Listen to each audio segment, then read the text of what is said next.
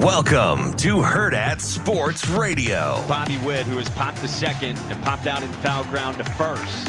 First pitch. He swings, laces it into left field. A base hit for Bobby Witt. Garcia jogs in from third and scores. And the Royals strike first in game one. It's 1-0 in the sixth. First and second. And the pitch. Swing and a line drive base hit into the center field. Here comes the run. Myers up and gunning to the plate and not in time.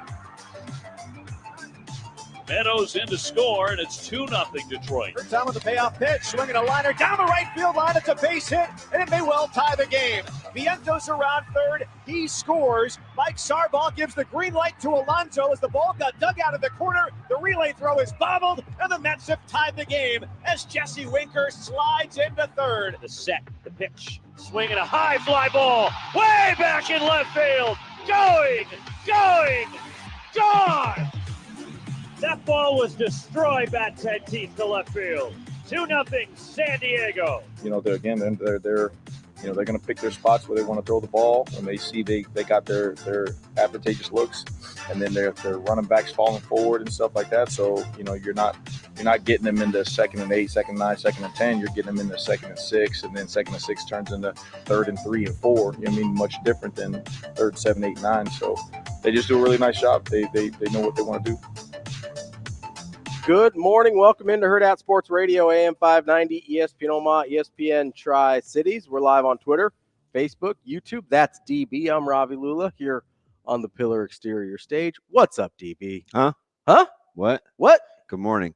Hey, we're off schedule just a smidge, only by about 26 seconds. Uh-oh, what happened? Well, the TVs aren't fixed. I know. I was a little late today. But it's we got time. We got time. Yeah, because normally by the time I'm done explaining whatever it is that you asked me in the morning that gets us off track early. Yeah. The TVs are on. Yeah, I know. Somebody DM'd me yesterday. He said, no, it was Sunday. He goes, he's got his, I got to go back and find it, but he's got his buddies listening to the first 25 minutes, the first segment, because he said it's a total crapshoot and it makes his day. Oh, it is a total crapshoot. I wish I had an idea of what we were going to talk about. I certainly don't. Oh. I write down, you know, like an agenda. And then every day. As soon as I ask, hey, DB, how are you? So it's just a total. So maybe you shouldn't. No, that's why I do it, though. But if you want to guide me, just like sometimes you'll come in and just gas the thing up early. Like if you want to do that, just do that and don't ask me. But if you ask me, I'm telling you. No, yeah, I know. A lot of times it depends on, the day before, which was fine. Yeah.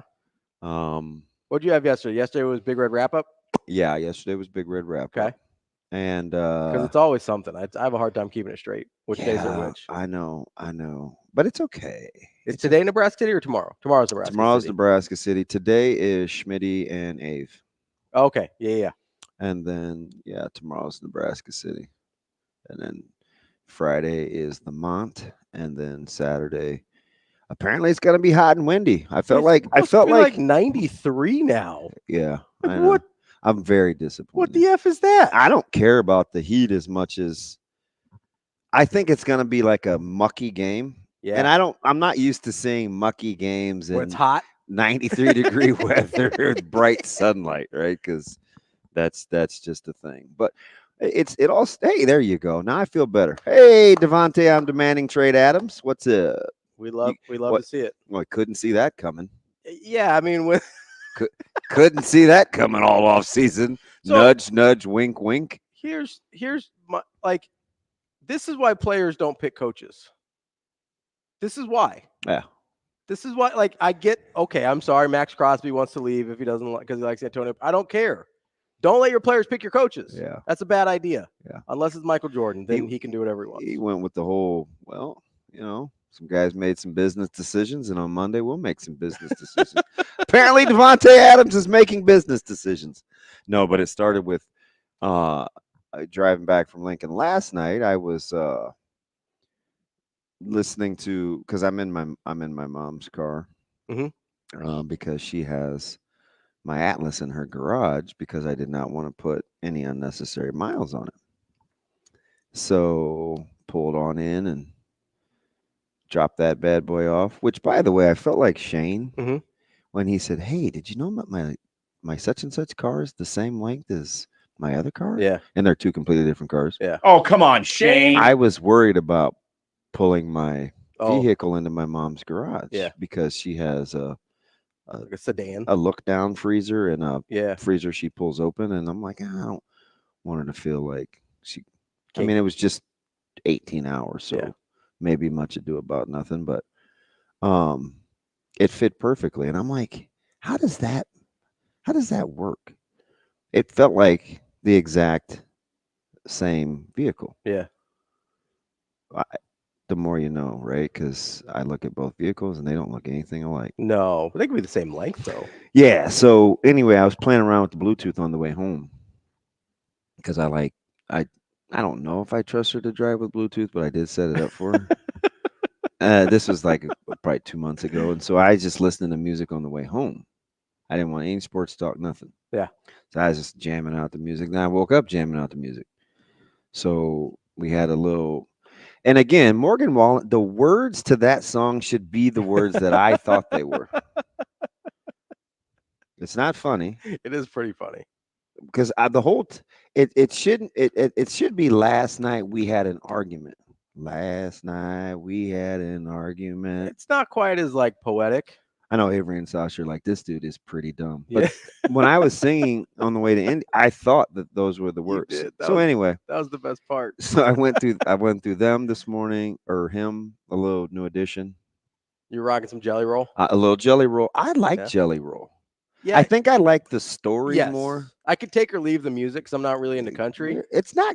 I wouldn't call it country. It's country. It's not. Hey, see, he gave me that look. It's See, there's that condescending, smirky face, jerky look.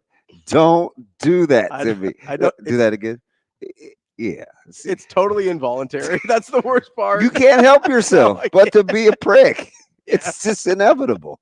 Like Thanos. It's true. Just I am. me being a Dean Blandino is inevitable. Yeah. No, So I like the story though. I do. So it was a little Jelly Roll, and then I went through a stretch of TikTok performances on American Idol, because that's where half these people. Oh yeah, I do. I'm on my algorithms. Got me on The Voice right now, Yeah. and so I do have a soft spot for like these inspirational singing performances. So that's what I was on, because Like, there was this girl yeah. with this mushroom haircut, like she had a super yeah, whatever the kids are doing these days, And she came out and she was talking like this. and you're like, what's that gonna say? and then I'm like, man, here we go with the theatrics, and Mhm. then so Simon's looking at him through his tinted glasses, and he's like, Looking sideways. and who's my girl? Katy Perry was like, Do you really talk like that? She's like, yeah, this is my real voice. and then she like blows to like Anyone by Demi Lovato. Yeah, And I was like, it was better than Demi Lovato. yeah. Not that I'm a Demi Lovato guy, but I mean, we were. so then I downloaded Demi I Lovato was say, because we I were wanted to hear it rocking on some. Spotify, and it's like, I'm going back to the funny voice girl, the mushroom haircut. So that's the mood today. Like that's Yeah. just what we're on. You want to know what I did last night? I tried to send. I'm surprised how many people don't really have like the TikTok thing. Oh yeah, like the app. Yeah, because it's not that DJ's my morning text buddy, but I sent him this deal. Yeah, This is kind of like a motivational deal, kind of like the one you sent me. yeah. I like that one. Me too. And he texted me back. He's like, I don't have TikTok. I'm like, damn it, that's probably a good thing. Because Shane for the longest was afraid. You were afraid to get addicted to TikTok, right? Or was it that the feds and the Chinese were going to get all your information? He's afraid of China. Okay. I don't know. Do you order anything online ever? Because never mind. That's neither here nor there. By the way, don't bring up the debate. I wasn't gonna. Shane, do you ever waltz on? No, I'm kidding. Do you have TikTok now? I do not. But you can even Are you afraid to be addicted? if somebody sends you something on TikTok, you can still watch it. Okay. You just don't have the app and you can't peruse through. I don't want to get addicted. So I what- don't want to go down I don't want to go down the rabbit hole. I send Coach Secor video, like he's on my this foodie coach Yeah. thing, and he always says he can't open the TikToks without an account. I'm like, I don't know if that's true. That might be an Android thing. No, he's definitely not Okay. a Droid guy. Yeah, because I know He has 2 hip daughters. Not to say that my kids aren't hip, but they don't have enough influence. I know he you loves his girls. I know you. Daddy, you need an apple. Okay, I'm going to get an apple. And my kids would be like, Daddy, you need an apple. I'd be like, up yours. You'd be like, is there meat in that apple? Yeah, beat it. Yeah, you've been a little iffy on Micah lately. I don't think he's getting you to eat an apple. Still mad at that dude. Why's that? Why are you mad at him? He's like, yeah, How I'm about them apples? I said, hey, do you need anything this week, right? Because I'm going to grab some groceries. He's like, yeah, maybe a few more protein bars if you could switch up the brand. I said, what do you mean switch up? He goes, I don't know. I'm down to about 7. They're getting kind of old. I was like, I'm clearly not doing something. Clearly not doing something. You're like, I'm going to the store. Peace. Knock it off. It was a penalty. Don't try to defend him. I'm not. It was a penalty. What did I say? I was like, it happened outside the end zone. That's a penalty. Yeah, and he hit me with the rules. And then the whole Ja'Cory Barney thing happened, and he felt like scoreboard. Not happening. Yeah, it's like just because they didn't call it doesn't mean you're right. I wonder why they didn't, though. Maybe they were enamored, too. I also don't know if the college rule's different. Yeah. Than the NFL. Just ask Mike. He'll screenshot the rules for you. Hey, Micah, go screenshot the rule for me. I'm giving people. Hey, a do you sign remember what heading happened into with Golden Tate when he went? I'm like, Golden Golden Tate hasn't played in like 50 years. How do you know? But anyway, that's how I'm doing. So next time, don't ask me. You want to play my favorite game? What's that? So I went to Costco last night. Oh, geez. Here's what I went for. Okay. Went for Diet Coke for me. Oh, I forgot they have. I don't even go in that aisle. I went for or that whatever you call it. Energy drinks for Natasha. Okay. Which is the similar roll. It's the row, yep, right? Yeah. There's 2 right there, and then I got pepperonis for my dogs.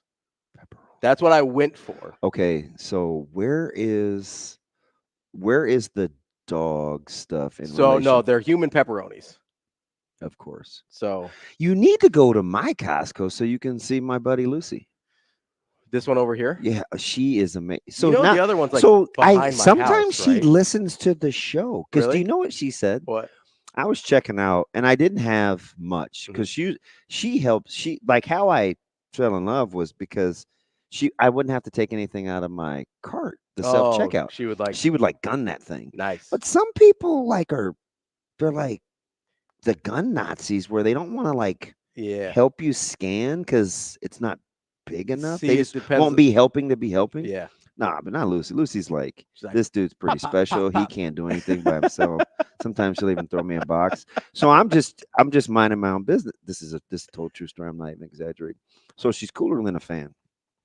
So I hadn't seen her. I remember I told you I hadn't seen her like the last handful of times. Yeah. People apparently know I have an affinity for her because they like, well, I'm not Lucy. Like they make fun of me. It's fine. Whatever. So I'm checking out and she goes, so I give her this hug and I was like, hey, where you been? Yada, yada, yada. And just out of nowhere, she goes, so you don't know if it's zucchini or cucumbers that you put over your eyes when you don't want bags? I was like, wow, that was a deep cut. I said that like in passing. Yeah, it's not funny. It's pretty funny. So all I thought of was Foreman when he said, man, brother can't go get his bread without people talking about it. Look, man, brother can't even get his bread, man, when people come asking me what's going on. So when I saw him last night on the set, that's all I could think of was you just never know, man. And by the way, I don't put vegetables over them. I'm not like that. No, you were just kind of using the example because you see people. Yeah, but sometimes, like when you do television a couple days a week, like you do have to think ahead. Yeah. Salt, you're gonna swell, you're gonna look a little puffy. Yeah. What am I gonna look like on air? Right? Yeah. Kind of sucks. That's why I got a face for radio. So I went for 3 things. How much money did I end up spending? Because we always get like pulled into the Costco vortex. Okay. So you didn't go by yourself, so you're gonna lack discipline. It was actually I'm worse than she is. If she goes by herself, she's way more likely to stick to the list than I am. I wish I knew how you walked because I go the same way almost every time. I mostly do too. Like I have a path. I have no idea what's in the middle of that store. I see people like looking at like the big stuff like tents and clothes. And so the middle of the store is part of my path. Oh man, my mom is the worst. Well, anyway. They got some good deals in there. I got to see what's going on. So I'm my father's son in that, like, if I see something that's a good deal, I got to. All right. So I went in 119, 120. you spent. I went in for 3 things. You spent $200. You're incredible. 300. Right at 300. Did you buy any meat? Besides the pepperoni, no. How? They got a lot of stuff in there, man. You didn't get it. No fish, no chicken, no shrimp, no pork. You didn't get any of that? No. And you spent north of 3? So it was unless you got vitamins. Nope. You get cracked for vitamins. We didn't get vitamins. So it was $2.97, and then we got our little snack when we were done as our reward. So that was like $6. It ended up being $3.03. What got your attention? So, you know me, sometimes I'm a little bougie, but I'm also my father's son, and I like a bargain. So Costco's been selling Banana Republic clothes. Oh, you did go to the middle section. Yeah, I did. And they got me. Wow. They got me. I'm afraid to talk to. There's no way. That's like the Bermuda Triangle in there. Or the Bermuda Square. They had some cool stuff, so I went and got some of that. And then, the wife got a bottle of wine, so that helped. It wasn't crazy I could see totally being captivated by the alcohol aisle. Yeah, it's crazy. I still only get the same 2 things in there. And then I will say the the drinks are expensive. The Diet Coke's expensive, and so is the energy drinks. It is?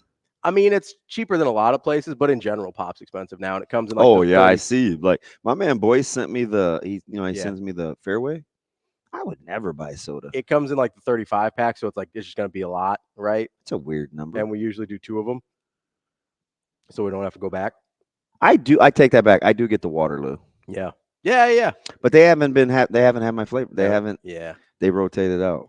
I like getting the big because it's like a pallet of Diet Coke, basically. Yeah. So it's a place where now you could get lost. Where? Because I know somebody in your house likes it. I think it's you.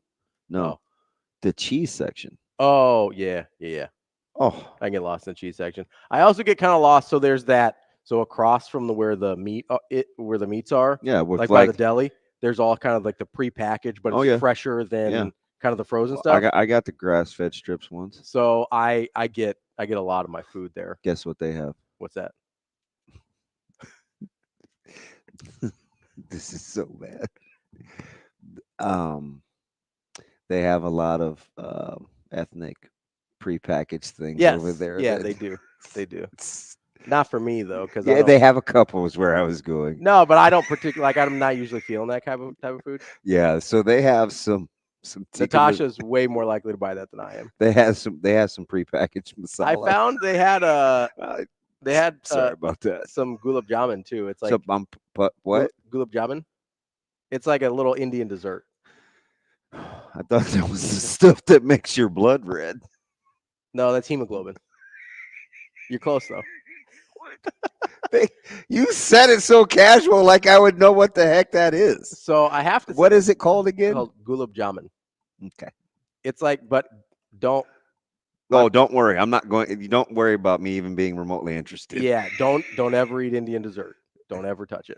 Who did you tell that to? Asian Wyatt? I think Asian Wyatt. I don't know. I tell everybody I can. I'm trying to do a public service here. It's not good. Like if you're expecting I'm sure there is a segment. I don't understand how you walk into Costco and spend $300 and get no protein. I got pepperoni for the dogs. They come in like the big packs, so they're like 2-pound packs of pepperoni, like the sliced pepperoni. Yeah. Because I give them their pills in it. Oh yeah, I'm that guy. Yeah, because it's way easier, and they're just thrilled to death to get a pepperoni, so they don't care that there's like a Benadryl in there or something. Sometimes Biggie will outthink me and spit it back out. But yeah, they do every once in a while. It makes me mad. Yeah, you find a random pill on the floor. Yeah, if you ever just see like random pills throughout the floor, yeah, that's the dogs. We're not that or Micah hiding the vitamins under his bed. Dad, but the B complex makes me nauseous. Why isn't he plug your nose and swallow? Why isn't he taking his vitamins? Man, listen.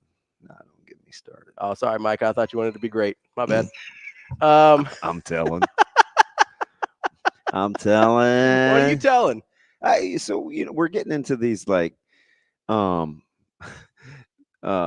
they're using sneaky on ESPN. Eagles offense is a sneaky big problem. I don't think it's sneaky. Well, when you look at stats, which we often are enamored with because we don't actually watch what we say we're watching. Yeah, you don't always get the whole story. Stats can sneak up on They you. can be a little misleading. I'm surprised to see ESPN use the word sneaky though. They're not talking about athleticism. Brock Purdy, sneaky athletic. Dude, how much is he going to get paid? Everything. He's getting all the dollars. And he's a year early. Can't get no fifth year on when he's got drafted. He's going to get paid. Especially right now because they're so banged up and he's still balling. I can't wait to see you manage the cap. Oh, I mean, I'm not excited about it. They're going to have to get rid of guys that I like for sure. Yeah. But he's actually a guy because he's got a long enough track record now that's like, yeah, that's the guy you probably have to pay. Like, he's not Trevor Lawrence, right? Like, you don't have like Trevor Lawrence had one. There was a joke in there, but I'm gonna let it ride. I mean, he's more talented than Trevor Lawrence or than Brock Purdy, but like Trevor Lawrence had one good year. Don't make me get the mayor on you. I still have about 8 tabs open to prove you wrong whenever this comes up again. Why? About how people view Trevor Lawrence coming out of high No, school. I know we did that. I got evidence now. Because the mock draft graded him high does not make you right. No, I didn't go mock drafts. I went to draft grades from talent evaluators from about 3 different sources coming out of high school. So all of them. No, that guy sucks. All of them suck? Yeah, yes. None of them know what they're talking about? No, not a soul. Because everybody else on the list is pretty good. Nah. No, they're not. No, we went through that. That's a lie. There's a different list. That's a lie. I've got like 6 lists up here. So you found the one that fit your argument. I found 6 lists that fit my argument. That's why you and Lincoln Lance don't get along. He's the same way. Yeah, but he's wrong. Man, listen. No, but stats can get away from you. Can you say that word again? What, wrong? Hemoglobin. Hemoglobin? Yes. Or gulab jabin? What does bolstered mean? That was actually a good pull, Shane. You know what makes that funny? What's that? You said it so matter of fact, like normal people would even have any idea what you're talking about. I mean, listen, there's a handful of my type of people that listen to the show. Glulajoblin. Nope. Glulajobin. Nope. You're throwing my last name in there. That doesn't belong.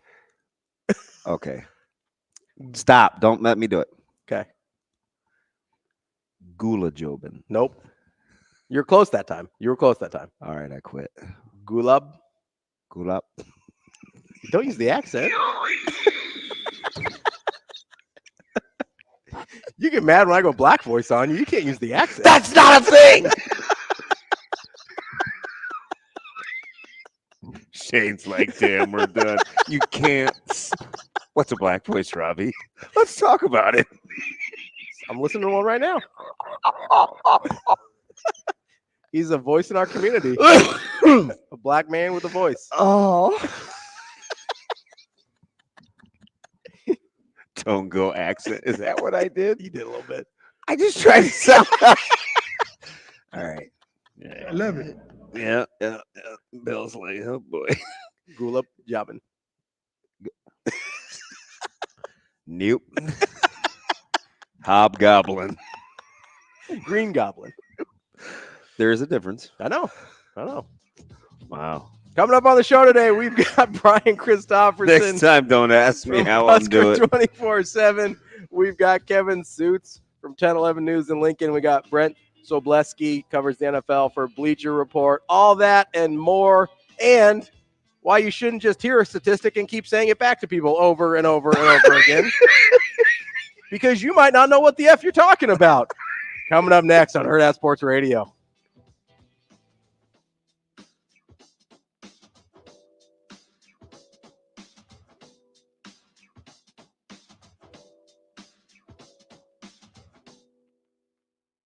We will be back.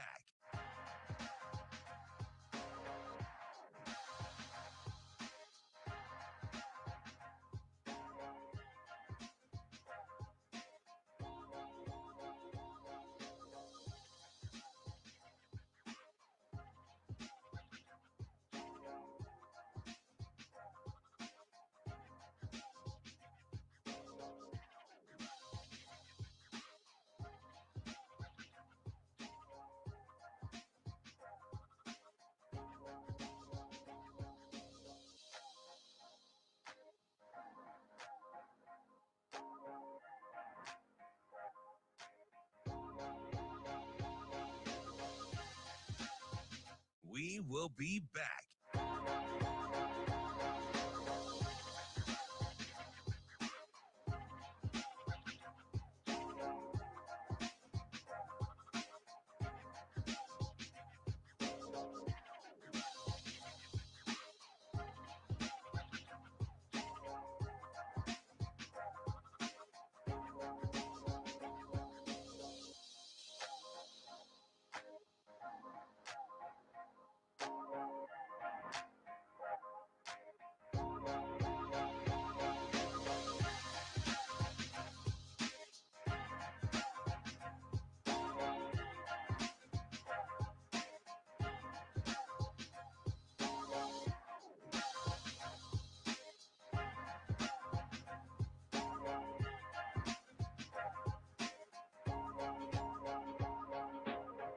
We will be back.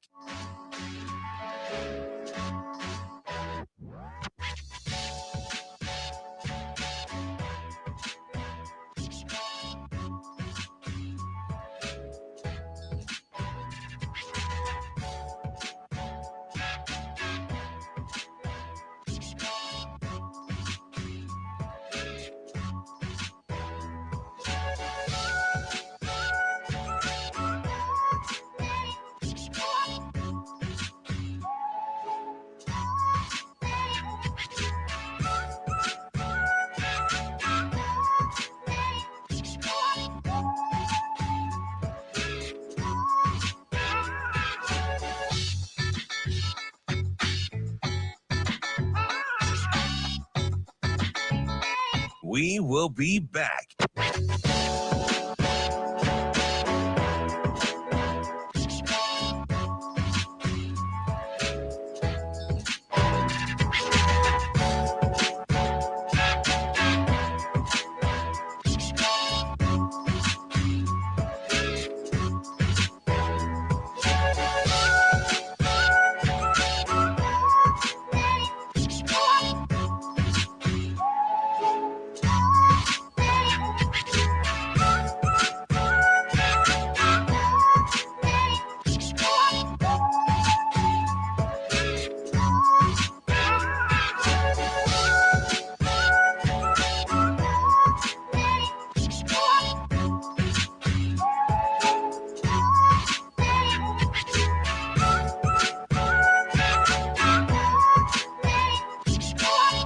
We will be back.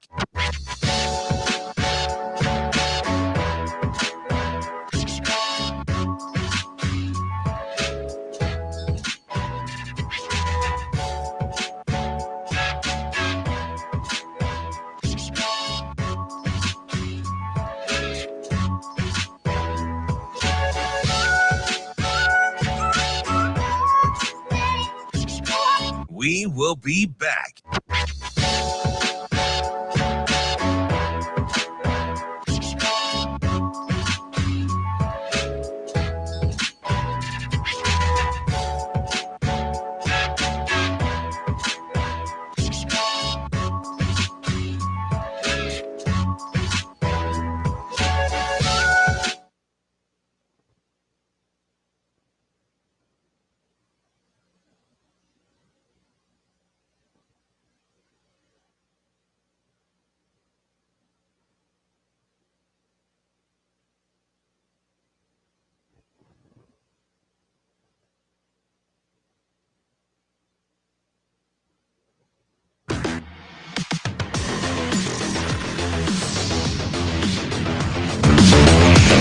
You're listening to Hurrdat Sports Radio.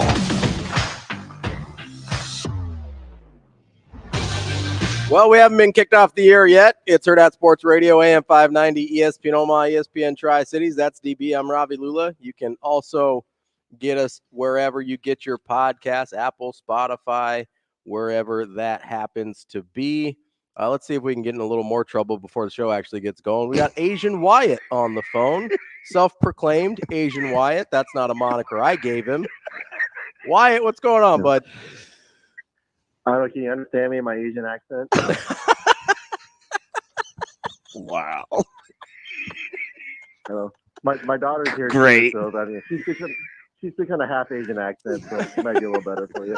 I almost got fired yesterday again because I was going to reenact what happened in the press box at West Lafayette, and I was going to do because Jack Collinsworth couldn't get in, and I almost did the voice, and I was like, "Ooh, good catch, DB! Don't do it."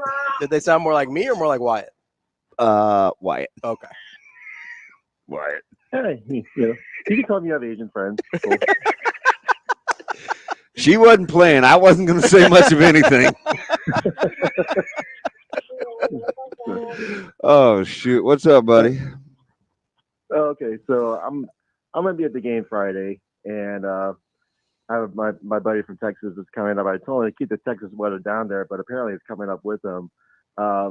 With that, the heat, I'm not too worried about. Well, I hate it personally, but for the game, I'm too worried about. But how much is that wind going to affect the game? I'd say quite a bit, because if you haven't been like on the field and you look at the flags, it's vastly different. Mm-hmm. I think it's a sneaky difficult stadium to manage the winds, more from a passing standpoint than kicking, but kicking is equally is difficult. Almost as equally difficult. Is that going to be probably? Is that going to be an advantage Rutgers in that sense? I mean, maybe. I'm not sure how much they're chomping at the bit to kick field goals. Yeah, but I mean, we'll see. Do you think that sideline switch with the heat and the sun might help out at all? I hope so, but here's a sneaky little thing. Since we're on sneaky for the fourth time in 31 minutes, the amount of touch and depth that Dylan using on his passes, he may have to negotiate the wind a little bit as it kind of dips. So keep an eye on that. A little, did you know? I'll keep an eye. Because he's kind of let it rip a little bit more. Yeah, he may. Yeah, because he can finesse that thing in there. And he's made a living so far doing that and negotiating it, but it may be a little trickier on Saturday. Yeah. All right, one last thing. Are you still friends with my babysitter after that website crashed last night? No, that was uncalled for. And you know what he does? So he got his little shot off, and then he intentionally doesn't come back to me because he knows, and then he'll wait like 4 minutes, and by then I can't come back and get it. Yeah, that's what he does. That was uncalled for. Thanks for bringing that up, Wyatt. Well, I'm still keeping him for my babysitter. Well, I saw him get along. I mean, I was like, shoot, he actually likes kids. Good on him. Nah. No, the girls love him. So anyway. You need different friends. Why we appreciate the call. Terrific enunciation this morning. Bye. Bye, Tough Hangs. Bye. Let's go to Sonny real quick. Sonny, good morning. What's up? Hey, how are you guys? Oh, hanging in there.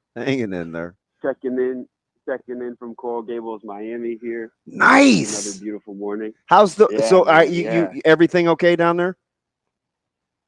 Everything's good. I mean, there's a bunch of bandwagon Hurricane fans walking around, and the Dolphins stink. But I think DB was asking about I meant the weather. Hurricane. Oh, I mean the weather's beautiful. Yeah. Okay. Good. Beautiful. Good. What's on your mind? I wanted to chat with you guys about the relationship between the Nebraska media and the Husker fans. Okay. And I've always watched like player and coach interviews, but recently, like probably 2 months before this season, I started watching like you guys and like Husker Online and Tim Verghese with some of the in-depth recruiting stuff. And it's great. I mean, it's great. And like, I feel like there's kind of an undertone, and like nothing specific, but like there's an undertone of like Northern Iowa might be better than Nebraska. Like they might have a bigger running back or this, or like look out for this on this team. When in reality, like Nebraska's a good football team. Yeah. Nebraska's a really good football team. And you can see and you can feel like the players are making the switch to becoming and like feeling like they're this really good football team. And I feel like I don't know, sometimes the fan base, and I get it, like the recency and we've lost so many close games and this and that, but like to make that switch at some point, I feel like the media kind of has to take on that same attitude of like, Oh, like gotcha. we're a squad, like we're a good football team. And it's like you look at the Illinois game, and whether we're down by 7, whether we're tied at 24, whether we're up by 7, it's like there's this nervous energy, like, and you can feel it through the TV too. It's like, how are things gonna go wrong this time, and this and that, and it's like when there's that nervous energy and everyone's nervous, it's like, do you think the kickers feel that?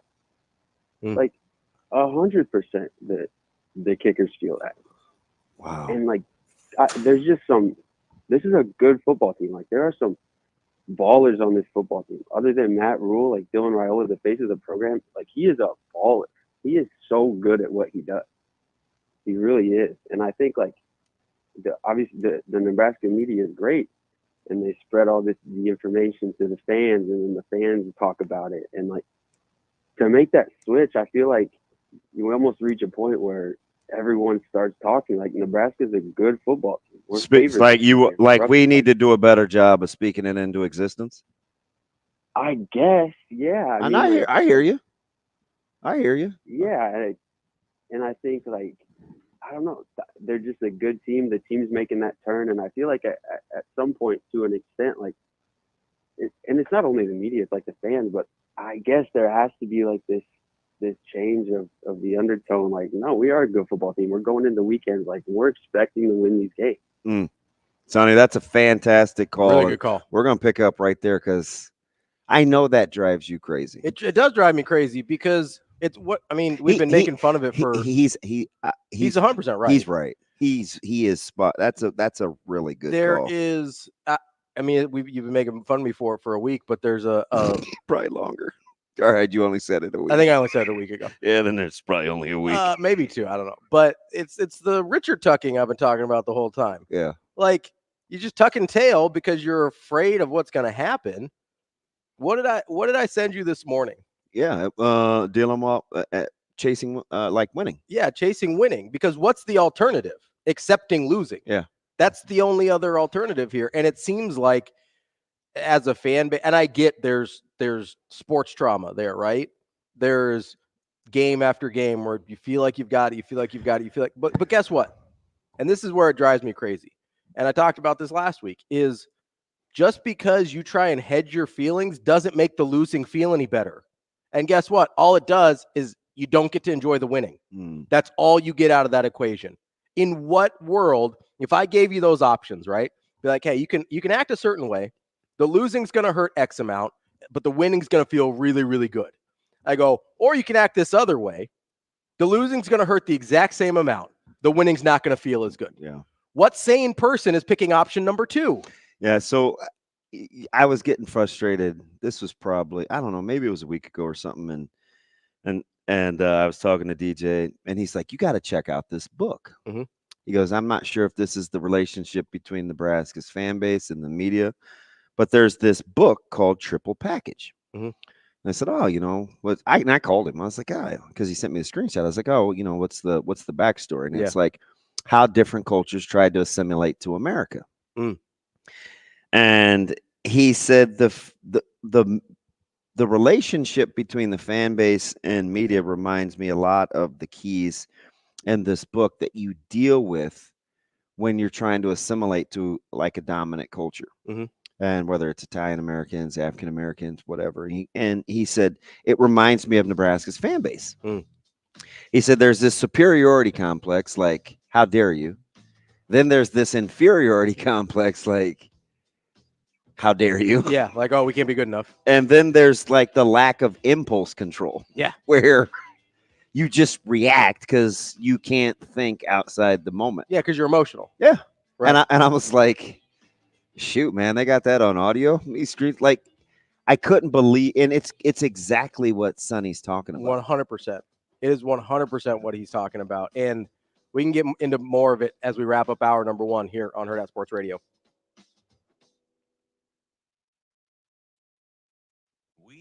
be back.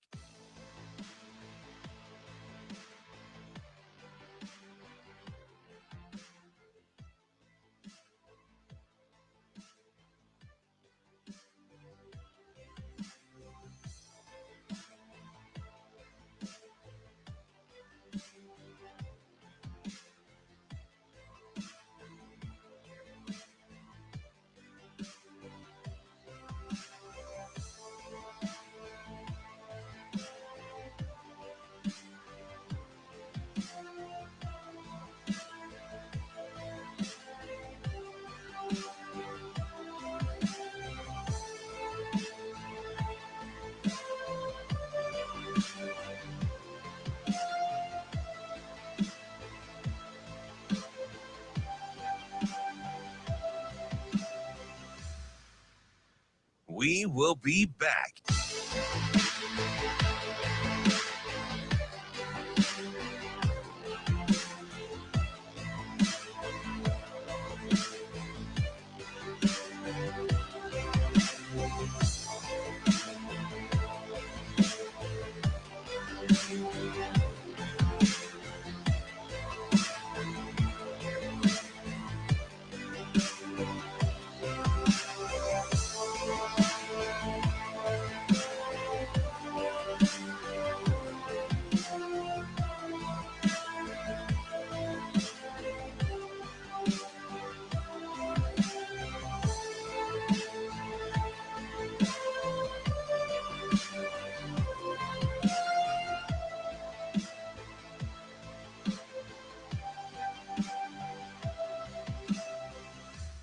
We will be back.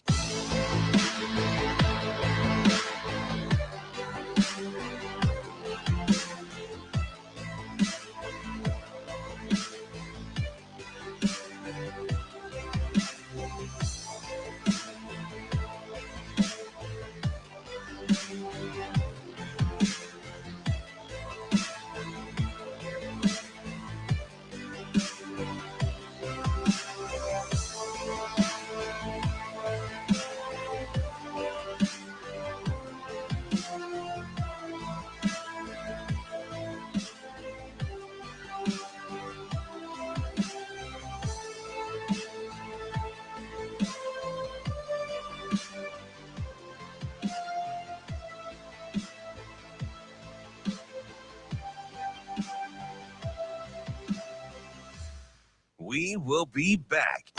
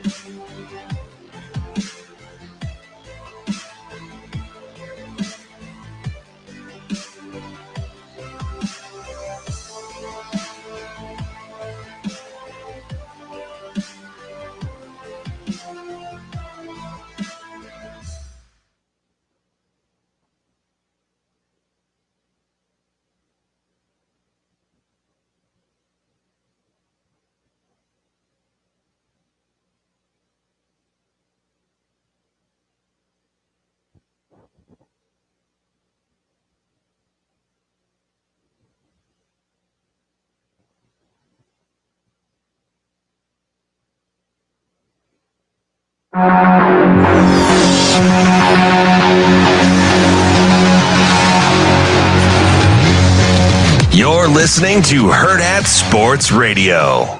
I think the way that we practice, the way Coach designs practice from spring ball through camp, through even during the season, our guys, our scout team guys get better every single week of the season. We don't just throw them away to read a card. Like we demand a standard of our scout team, and they play really, really, really hard and against some really good players. So I think all the reps he got last year during the season, last spring, this camp, I think has allowed him to develop into, a good young football player. Wrapping up hour number one here on Hurrdat Sports Radio, AM 590, ESPN Omaha, ESPN Tri-Cities. That's DB. I'm Ravi Lulla. Make sure you get out to Union Omaha today to see their noon match against Spokane. It's Students and Educators Day, presented by Family Fair and Supermercado. It's a 12 p.m. first kickoff. It's kickoff in soccer too, right? Are you asking for verification? Yeah. I'm not giving it to you. Okay, cool. No. Make sure you get to couple too many barbs in that first segment. Make sure you get to unionomaha.com to get your tickets and maybe take a half day today. Go watch some soccer. It'll be a good time. Unionomaha.com is where it's at. Get that hemoglobin checked. You got to get the hemoglobin checked. You know why I know that? It's because the test that they give me to kind of give me a snapshot of what my diabetes has been looking like for the last 3 months is called a hemoglobin A1C. Yeah. And so that's the only reason I had off the dome like that. Yeah, whatever.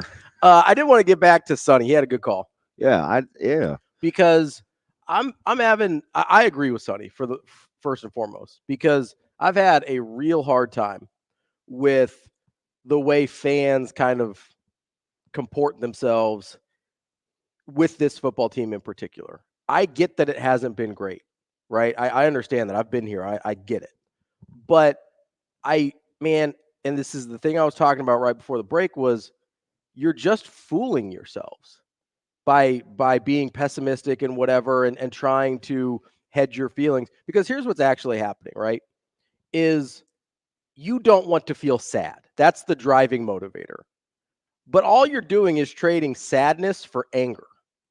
And because anger feels more powerful, you feel better about being angry than you do about being sad. Being sad feels helpless. Being angry feels powerful. Guess what? They're two sides of the same coin. You're not more powerful when you're angry. You just feel more powerful. You're deceiving yourself. And you're not helpless when you're sad. You're just deceiving yourself if you feel helpless. So all you're trading is feeling more powerful in your anger than you do in your sadness. And that's not useful to anyone. One of my coaches described it yesterday, because he's just asking me about my mood and I tell him about my, like how I manage, like my just juggling, right? And, he said, because he's not what I would call like a sports guy, but he does love people and he loves like football. So, because I'll ask him about things about life. And I said, what do you really love? Like, what are you passionate about other than coaching? And so it gave me a chance to kind of get inside how he thinks. And he said, what I think it is with the fan media relationship is, he said, sometimes it's like being around those people that are uncomfortable when nobody's saying anything in a room. Like, it's okay to just be still. Yeah, and silence is okay. And he's like, with media and fan base, like, it always has to be something. You just can't be in the moment without needing to feel anything. Like, it has to be this or it has to be that. Like, you can't just carry on. And with the history of the fan base, right, and the history of the last decade especially. I think we're the same way, right? Yeah. That's why I try not to get in the habit of telling people how to fan, right? Now, if you want to, because I do want the passion, but I do want to be able to make sure that it's coming from this sounds weird to say, I don't want to tell you how to fan, but like, don't make up things or put things on somebody else that's not them, or symbolic. So here's where I agree with you. I don't want to tell people how to fan until it becomes destructive. If it becomes destructive, then I'm going to be like, hey, we got to do better. Because I do think, as Sonny was saying, and I don't know if it's directly, right? I don't know if it's directly, hey, fans are negative, so it leads to missed kicks. I don't know. I don't know that. I know what he's saying when you can feel it. You can feel it. You can feel it. And so it felt different in Colorado than it did after the Illinois loss. Like, I remember I told Sharpie right when Coach I almost said Coach Solich for whatever the reason. When Coach Rule came back, Jessica only got him for a second because he was tied up with TV. And so when she went to him and he's like, hey, listen, this is what we need. This is what we want. Yeah. It's a close game. We got to play better. We can do this. We can do this. This is where it's at. And I'm like, that. When's the last time Nebraska finished a game strong? Like, because it's part of the pruning process, right? Yeah. So we didn't get into it, but we didn't really come to an agreement last night at Big Red Wrap Up off air about whether, because my score involved a field goal and a fluky number. And he's like, and a couple of people were like, how are you assuming they're going to make a field? I'm like, listen, you have to attempt a field goal. Yeah. Like I don't know how else to tell you, but Also, you have to know where you're at. You can't be afraid. It's so snarky and disingenuous to be like, oh, the field goal kicking's bad. They're never going to make one again. Right? We saw them make, because that's what people are saying, right? Without saying it out loud, when they're like, oh, you think they're going to make a field goal? What, you think they're never going to make a field goal again? Which is more likely? That they never make a field goal again? I just... like we saw make 4 extra points with no problems. Like, right, the mechanics are essentially the same. I just think the extremes are weird. Let's get to Lincoln Lance here on the Hurrdat hotline. Lance, what's going on? Hey, gentlemen, how's it going today? What's up? What's up? Just heading down to the Capitol for a little something this morning, but what do you got? What do you got? Political rally? Oh, just no. I'll be in. I won't be one of those weirdos standing outside. But in my regular white person voice here today, I feel like Ravi and I are from like alternate universes, right? So I work in tech, and he's a DJ or a broadcaster, whatever you sports personality on the radio is considered. So I think that's probably why he and I sort of get after each other. But but I think the more I've thought about and losses used to hurt when we talk about losing and if it hurts or whatever. But like I remember crying in bed in 1997 when you guys were playing in Arizona. Like that was like, this is what losing feels like. And I was at the game when we lost to Texas in St. Louis. And so, losing feels different because of the amount of losing that we've experienced. And I think it's a little easier to take now as a fan. But we've came a long way. But, to piggyback on the gentleman that talked about the media. Sonny? Yeah, I think when you talk about messaging and what Rule said, I like his openness, but I also think I don't necessarily always like how he talks to the media. I think what he's doing with Micah is the correct thing.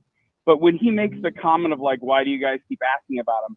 That to me is, if you know what's going on and the things that have happened, that's not a comment you make, because that media is doing him a favor by not reporting on things like that. And then when you talk in the game about, I don't talk about who we are, I talk about who we are. I mean, how many times have we seen a media personality really go to task about special teams and who is running that outfit? So I think my issues with the media has.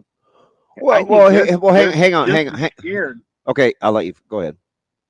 So okay, so you and I talk about this a lot, right? Like you'll ask me, right? Can I permission to speak freely? Yeah. Like you'll ask me, how long can Foley keep his job? Right? You've asked me that. Okay. So is that, this is just compare and contrast. Is that what you want the media to ask? Because that almost doesn't happen in any market at the collegiate level. But the coach has also said special teams needs to be better. So is it wanting the pound of flesh? Is it wanting to be more direct? Like if you were in the media, how would you go about, if you had any sort of self-awareness? I don't want to corner you. How would you pose the question about special teams? My question about special teams would be like, hey, this is going back to last year. Okay. Like this was an issue, and it's still an issue. Like personnel hasn't been really changed or affected much. We didn't see you active in the portal. Like how long? Because I think this is a good team, but I think special teams is the thing that will hold them back from achieving their true self. And like I sent you a message this morning of what they did in practice yesterday for field goal. Yeah. Trust me, when they'll make a few, but they ain't gonna make a lot. So I just want to know when those things sort of get brought up by the media as opposed to just us thinking them. Because I think one of the things that people really like about Rule is he holds people accountable, right? And we see that with things. We don't necessarily know if he's going to do that with this situation. And if you think about it, he led off with hey, like 2 weeks ago, he's like, this is the worst special teams I've ever seen. And it got worse since in terms of field goal kicking, right? Mhm. So, like, you can't keep having that discussion and saying things like that without questions now creeping in of like, hey, at what point do you realize what's going on is not respectful, it's failing, and do you pull that trigger? Like, I ultimately, I just want to know what the answer to that question is. It's not about like what the narrative is, but like, hey, what's going to be the thing that's going to be like, hey, we have to go in a different direction here. I appreciate the call, Lance. It's a lot in There's there. a lot to get in there. We can we'll get into this more coming up next. So we've got Brian Christopherson from Husker 24/7, and we can kind of pose. Let's say he might have an answer.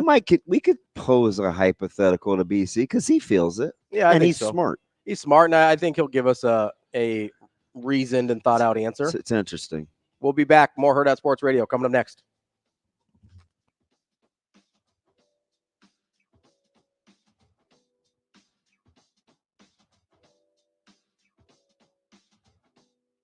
We will be back.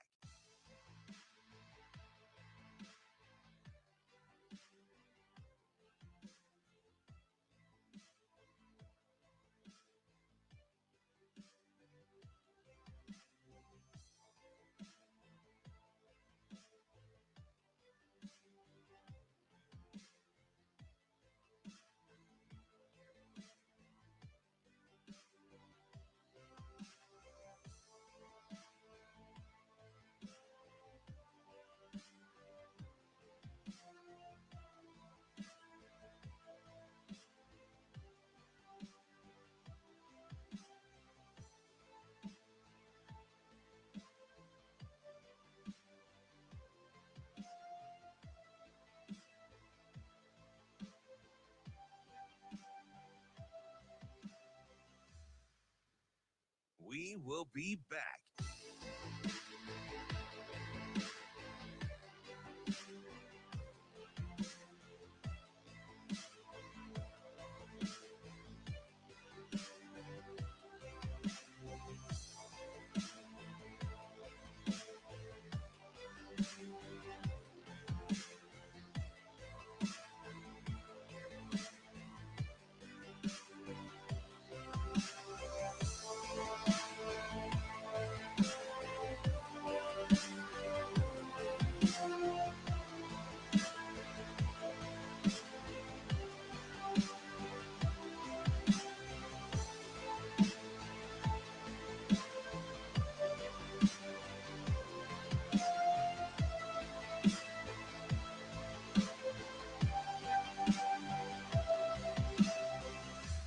We will be back.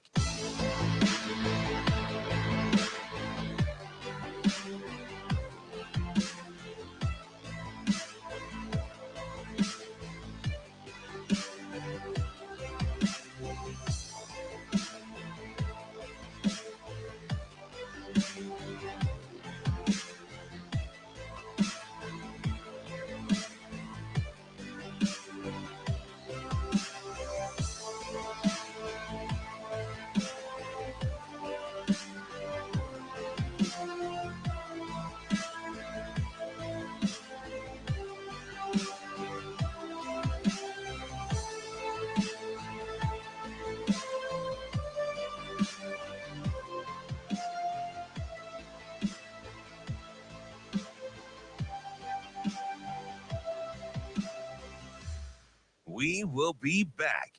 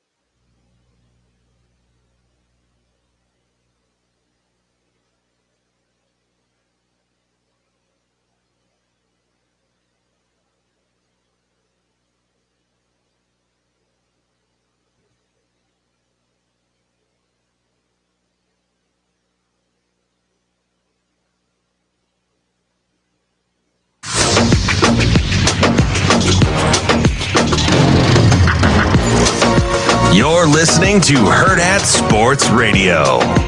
Here is Husker 24/7 senior writer, Brian Christopherson. Yeah, you got guys walking into Ace Hardware without their shirts on. Brian Christopherson. We got a pretty good sewing circle in this state. Brian Christopherson. To me, it's like crunch time, baby. Here is Brian Christopherson. If you're going to say anything about Nebraska, the first person I think that epitomizes what it is John.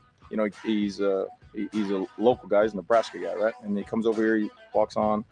I still remember the day where he's the fourth safety, and when we get here, he's the fourth safety or so, fourth or fifth safety. And Coach Rule standing back there, and he's like, "Hey, you see that guy right there? Let's move him to linebacker. Let's move John to linebacker and see what a simple like observation like that, right, turns into somebody who's playing at an all-conference level right now." Kicking off hour number 2 here on Hurrdat Sports Radio, AM 590, ESPN Omaha, ESPN Tri-Cities. That's DB. I'm Ravi Lulla. We're joined now by Brian Christopherson from Husker 24/7. BC, what's going on, man? Not too much. How are you guys? Hi, B. We're like we are. What are we doing this morning? We got an interesting phone call, and I'm like, shoot. You know what? BC's pretty calm. Let me first ask. I know, right? It's like, oh shoot, here goes DB with this one. Setting you up, BC. Yeah, man. Well, it was all those Werthers you guys were eating, man. I was kind of jealous. So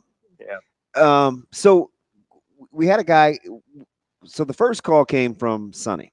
Sonny's down in Coral Gables, and he was saying, you know, it'd be nice if we kind of rallied a little more. We're speak things into existence where the media is kind of afraid to go all in. The fan base is afraid to go all in. And he talked about nervous energy, right? And I'm like, okay, I could kind of see that.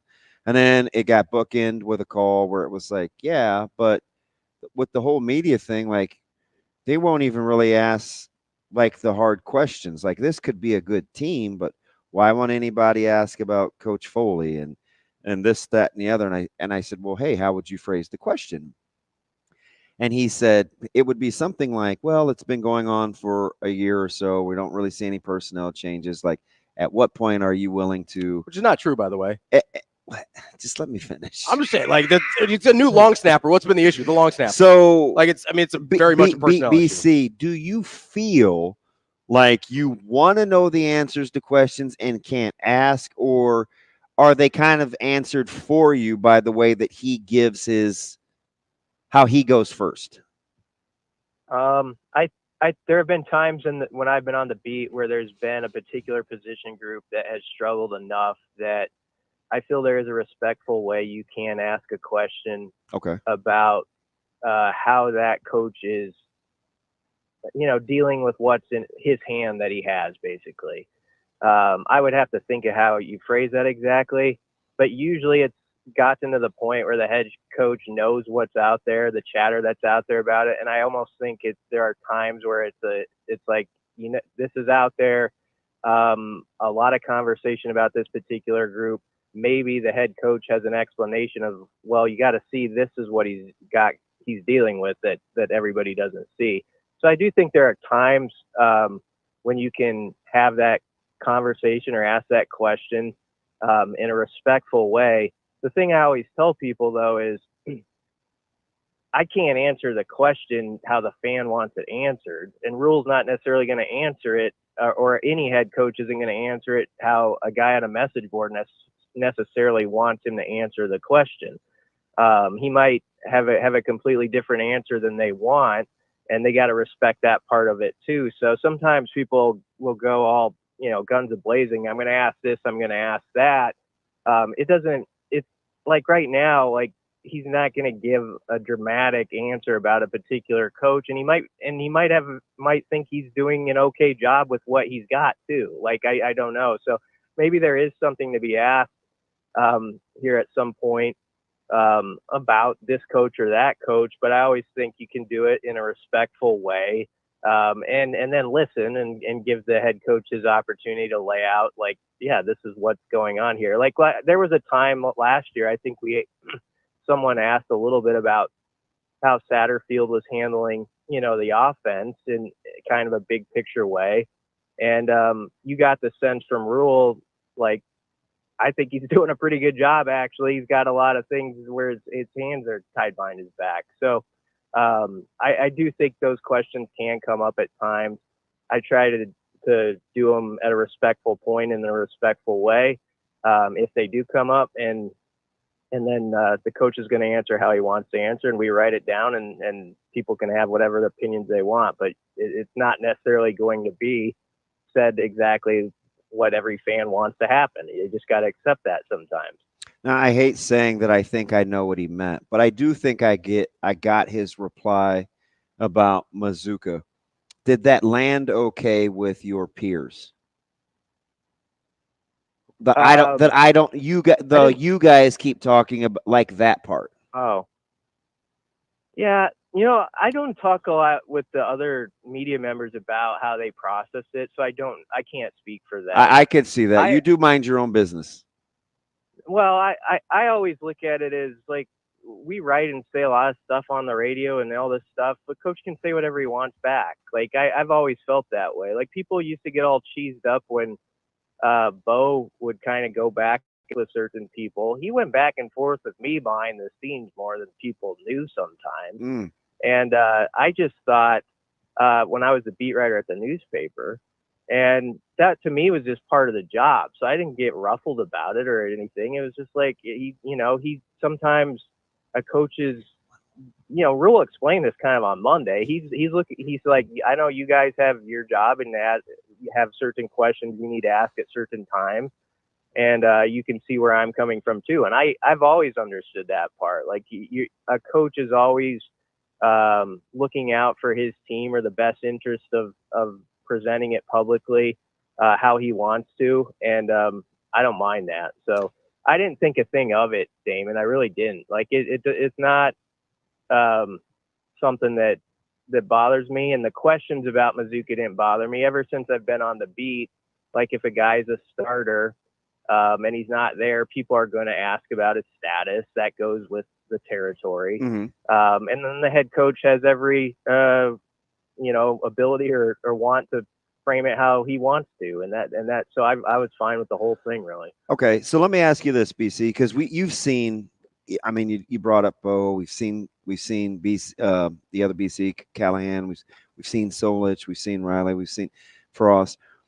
Is there a certain degree of forthrightness or whatever his delivery style is? You call it what you want with Coach Rule, where it's not necessarily catching us off guard, but because he does seem to be more forthright, it's almost having the opposite intent, right? Like he's pretty direct, and yet we still have these conversations, even though I think he's probably the best coach we've had in terms of giving us actual information. Do you feel that? Yeah. Yeah, I think he is the best coach at giving information, and I appreciate it, and I hope he doesn't stop because Well, I worried a little bit this week because I don't know if it's Rutgers or it's a big game, but there's definitely there was a definite different delivery style with the staff. And I hope that I hope they're not buttoning it up because we don't know what to do with information. But I mean, shoot, man, Sat only talked like 4 minutes yesterday, but I get it, right? Yeah. I mean, it could be. I mean, I don't know. We'll see how it goes. Right. Sometimes I do think in past years too, there is that point in the season where it's a lot has been said, and things do tend to, some of those sentences that ran a while tend to be cut down. I think that's kind of common, but it is something to watch. With the whole Mazuka thing, I think first off, the question is fine to be asked about his status. It's what you'd expect. I also think maybe this is a case, and Rule's seeing it firsthand because I've seen it for like a decade around here, where there's like a particular player on the roster every year who his status is sort of uncertain, or people think maybe he could help or whatever. And people become really like obsessed with that topic a little more than even just it being a notebook item, if you know what I mean. Like, and I don't mean to to bring it up in a bad way, but like Omar Manning was an example of this a couple years ago. Like, after a few weeks, it was like he wasn't playing, and it wasn't really something where it was going to impact wins or losses, but I would get people on my feed all the time, like, what's up with this, And so I think there are some who kind of like hang on to this one guy. And he may just want to focus on the positives, right? Yeah, that's kind of what I'm getting at. So there can be that focus beyond just like, okay, the question was asked and it's a note and everybody just kind of moves on, as to it becoming a bigger topic than it needs to be sometimes. I don't want to tell fans or media. Well, it was like that with Betts. It was like that with Coleman. Like this isn't like and maybe he's, so the more I listen to you, I think he's just one of those, he's one of those coaches that's ridiculously honest, but I do think first and foremost, he cares about I think he's going to protect his guys. Like, the brand, right? So the more we talk about guys that aren't playing, I'm just having this revelation real time, so help me. I think when he says you guys talk about him, but for us he's a backup, I don't even think he meant it derogatory in that vein as a backup. I think he meant, can we talk about what's actually the guys that are playing well? The guys that are actually playing. That's what I almost think that's what he was saying. I think that's absolutely what he meant. I can't say 100%, I guess, but that's sort of how I took it and why it wasn't as big of a deal to me as it was to, I guess, some other people.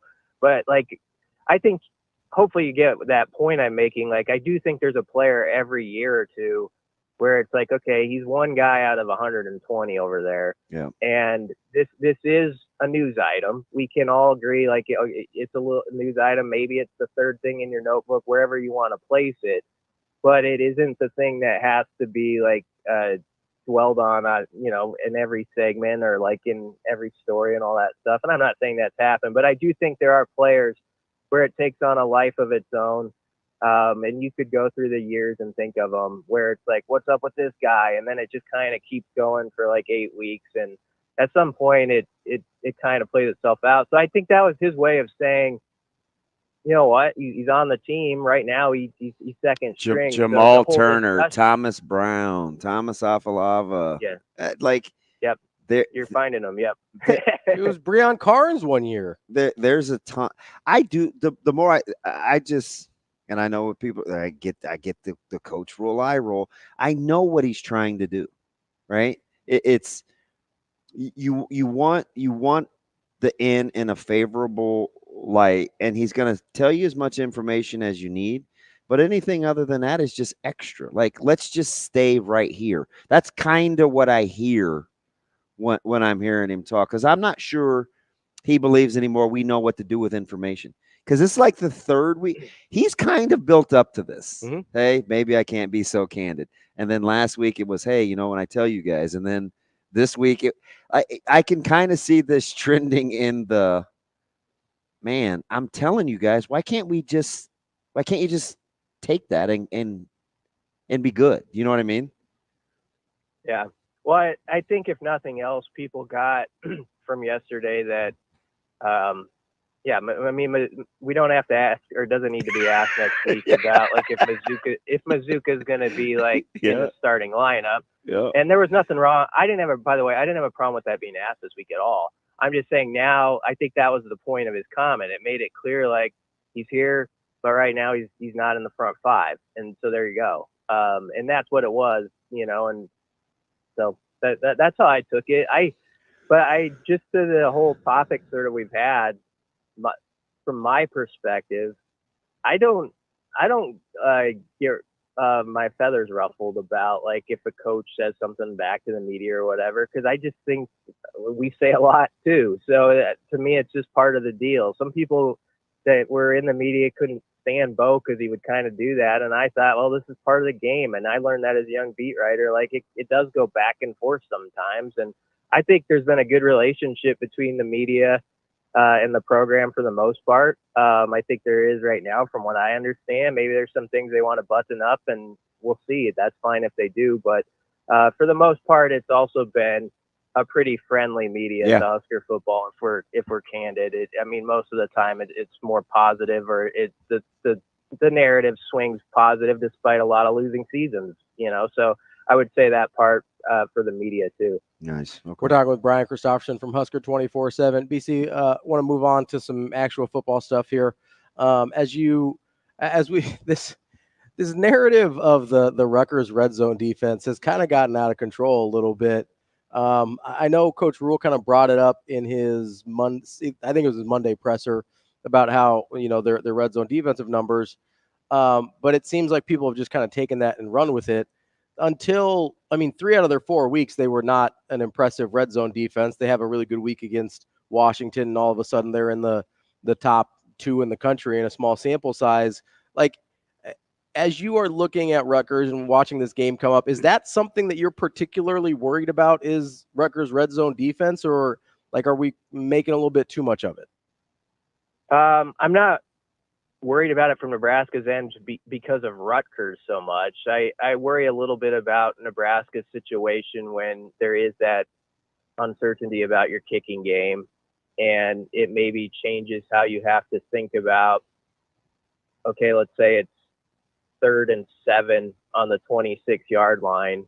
If you feel good about your kicking game, you're playing to get to the sticks. Maybe if you don't, you're playing to get to, you understand 4th and 2, or getting to 4th and 2 or 3 is a good play on 3rd down too. So I think the strategy, it's interesting to me if Nebraska coaches are thinking through sort of how they might want to play some of those scenarios. Like, we've heard Rule say this before about how he will quiz Satterfield in the middle of May about okay, you got 3rd and 8 on the 35-yard line, and this is a situation. What are you doing? What are your 2 plays? I wonder if you're really nailing down on some of those thoughts this week too, when you get a little time. So that's the part that I think about most with the red zone in this game. It's not that I think Rutgers, because of those numbers, which you made a good point, really took a boost because of 1 week, is just some vaunted monster that you can't break through against. It's more so, can Nebraska be more like the second half team for 4 quarters than they were Saturday, in that first half, when obviously there was a force field for a while. Be 2 sneaky things that I think are advantageous for Nebraska. Number 1, Rutgers, and I think people just look at rushing stats and they think it's all the same, but Rutgers' style of running is a lot like Nebraska's style of running, split zone and duo, and not to get all football-y, but there's a lot of similarities. The other is they're familiar with Cal Manis and how he likes to play in tendencies. Are those things, do you think those things, maybe it's not being talked about enough, but I think quietly those things are very advantageous for Nebraska? Or do you look at it like, man, come on, DB, different culture, different coach, different scenario? Like how do you look at the familiarity? Does it breed contempt, or do you think there's something to it? No, I think you're right. I think it can be very useful for Nebraska in this game. I thought Tony White laid it out, though, well. To me, it will simply come down to, Manon Guy's a back who he's so gifted at getting those 2 extra yards, falling forward back. He's so patient. I really appreciate those kind of running backs. The more I listen to coaches and watch football, the more I get obsessed with the type of players that can give you a 2nd and 5 as opposed to a 2nd and 8. Mm-hmm. You start to think of it more in those terms, and he's one of those players. And so I think that's the dangerous part in this game. I think Nebraska's on defense, you could tell afterwards, like Ty Robinson, those guys, they felt like they got their groove back a little Saturday. And I know Purdue's not the most vaunted team, but nonetheless, they can run the ball, though. Yeah, they can. And Nebraska played a really solid football game on defense, and I just think that was a boost for those guys. And I actually believe, too, some people maybe rolled their eyes at it, but when Rule was saying at halftime Saturday and after the game they kind of needed this game, I think he's right. It was sort of the perfect, okay, you're tested, you're on the road, but it was also against a team where if Nebraska could get some things right mentally and just fix a few things, they could overcome that challenge, and it was going to be useful to them going forward. And I think they might have got a boost from that game, and we'll see if it's as big a boost as I think it could be. But I don't know. We might look back at the second half of Purdue and just how that situation unfolded the first half. You have this weird 0-0 game. I don't think I've ever covered a 0-0 Husker game at halftime. But do you remember the feel? Because I remember I took a deep sigh. I looked at Benny Mack and talking to Sharpie, and I walked out in the booth, and the media place there wasn't anybody out there. Were you guys? Were guys like working, or are you collecting your thoughts? Like sometimes there's some traffic during halftime because you're like exhaling. Like, do you think we were just processing? There might have been some of that. I was eating I was eating a cookie, so don't give me too much credit. I was like just chomping away, so I wasn't in deep thought, which will not surprise anybody. But yeah, it was kind of a weird first half. The thing was, I mean, the yardage was 210 to 89, and so I think the coaches and players felt good about it. And then the thing that I like, this whole team isn't full of guys who have been here 5 years. There's a bunch of guys who are in their first and second year. That's a bit of a misnomer that it's an old team, isn't it? Yeah, so some of the baggage everybody connects to what happened way back when isn't attached to guys. Like, I look out, and they come on the field for the second half, and it's just Ja'Cory Barney's way. But Barney's like dancing, and having a great old time with some guys. And I was like, these guys look like they're pretty loose for that. Everybody on X and everywhere is losing their mind kind of about it. And I thought, I think they're going to be all right if they can get a good first drive going. And sure enough, they were. But I do think I understand where Rhule's coming from as far as that was sort of a sneaky good test for this team to pass, and now you try to use it going forward. And they did see a back in Maccabee who can fall forward and get extra yards too, and they did a nice job. So hopefully they build on that. BC, as you kind of process the way that game against Purdue ended, can you remember the last time Nebraska finished a game well? I mean, it might not be as far back as I think, but offhand, I don't recall it. But I mean, this year it's been a kind of a struggle in the second half, and some of that's been playing reserves and things of that nature. But it was good to see that they had that boost at the end, and I feel like it was a really important game for a guy like Gunnar Gatula. And I thought he held his own. And so you had these little things within the game that were maybe useful, and you hope so. And you won on the road. And so it was a game where by the end of it, the score was about like a lot of people predicted. And that's the one thing where I tell people on our board is a lot of us here were making our predictions last week, and it was 28-10 type of games. We do have to sometimes process that and say, this ended up exactly how we thought it could or we wanted it to. So sometimes you got to take some of the things that aren't perfect, but also look at that score and say they got it done. That's useful to this program. On to the next one, and you just got to find a way to cover your flaws a little bit better than the other side. That's Brian Christopherson, Husker 24/7. BC, we appreciate your time and your willingness to get a little philosophical on you. We hope you have a good week. We'll talk to you next week. Always fantastic. Yeah. We appreciate you. Yeah, thanks for having me, guys. We'll be back with Kevin Sjuts from 1011 News in Lincoln here on Hurrdat Sports Radio. We will be back.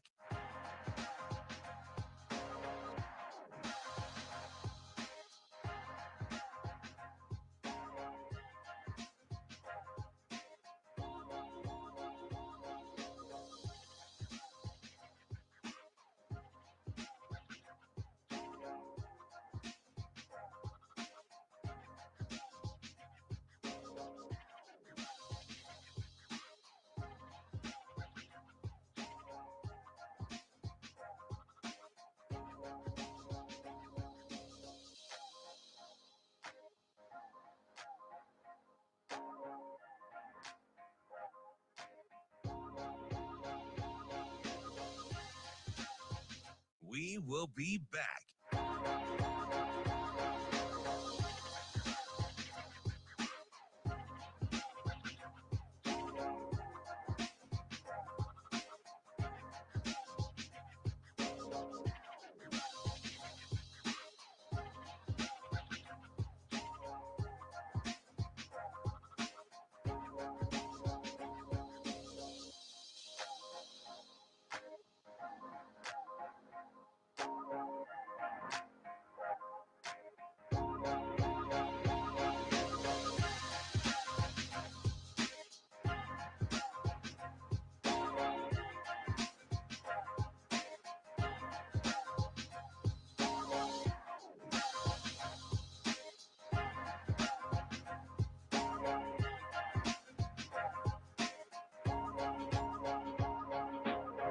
We will be back.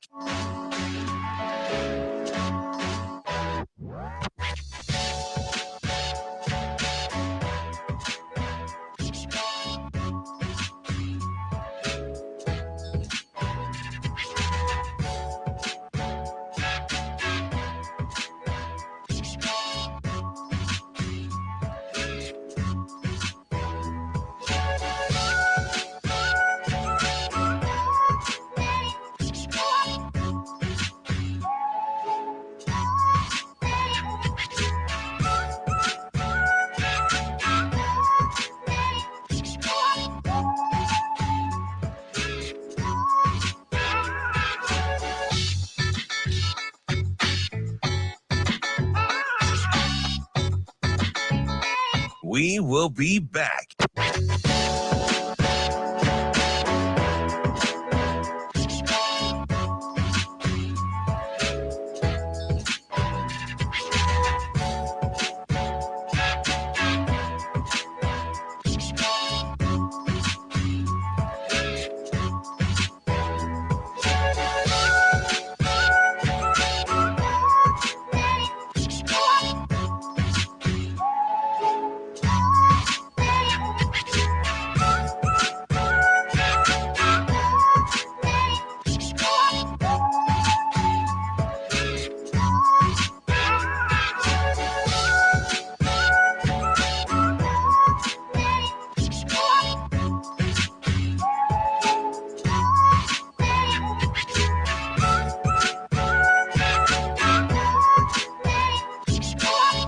We will be back.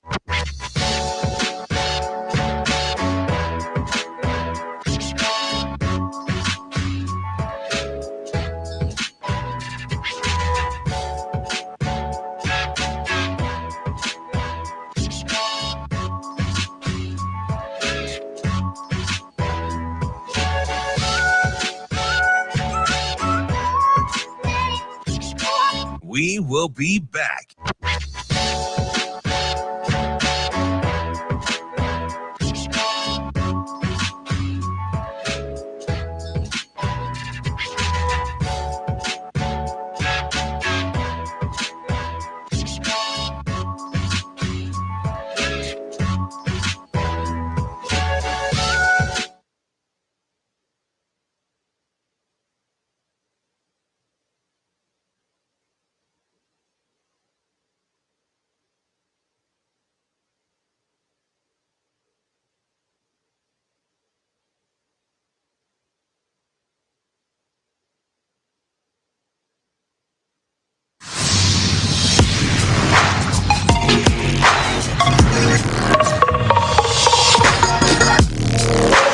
You're listening to Hurrdat Sports Radio.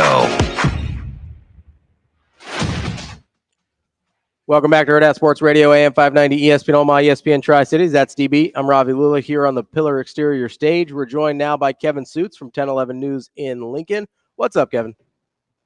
Good morning. Happy Wednesday to you boys. Hey, what's going on, buddy? I got to ask you, with your hands full with high school and football, do you like the shift in Nebraska's volleyball schedule now that we're in conference play?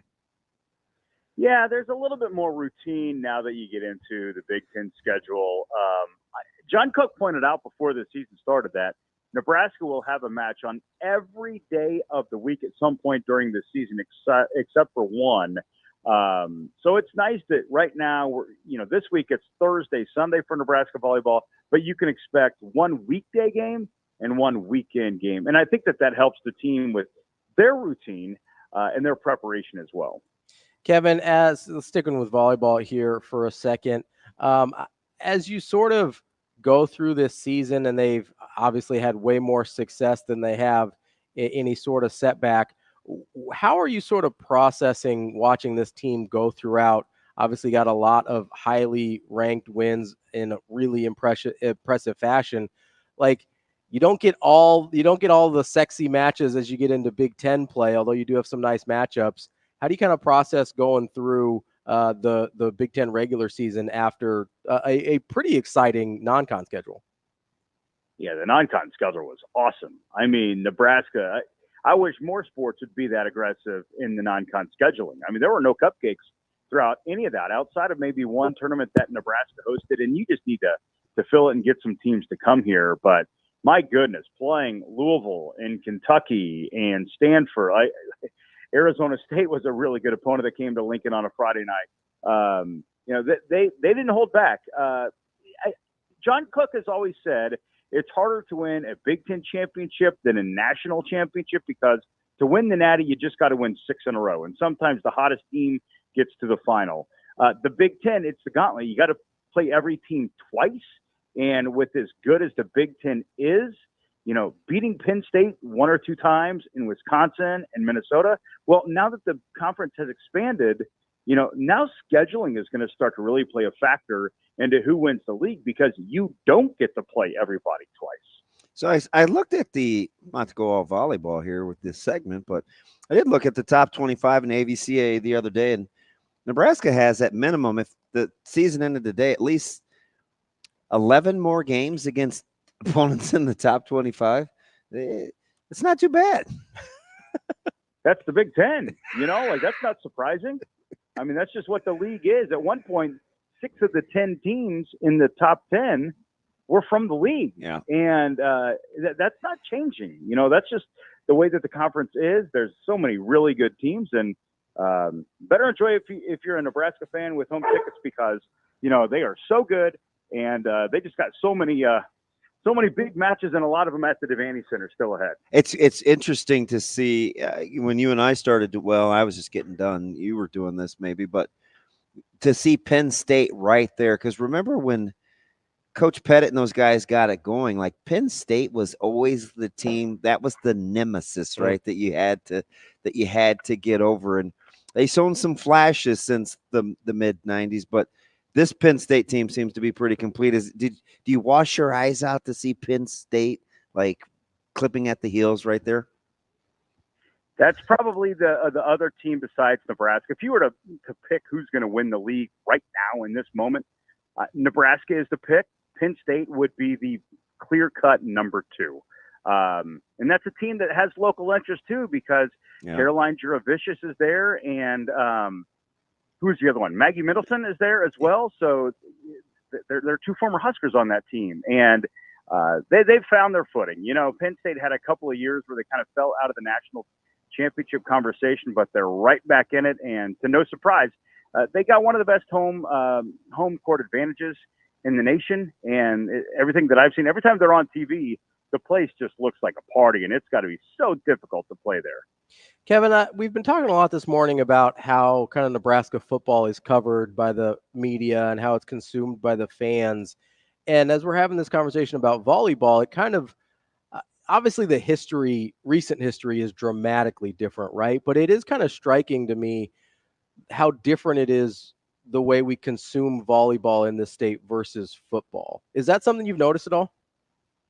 No, but that's that's Ravi, you're really thinking that. I kind of agree too, just listening to the question. Wow, that's you're gonna get my wheels spinning here early in the morning. My goodness.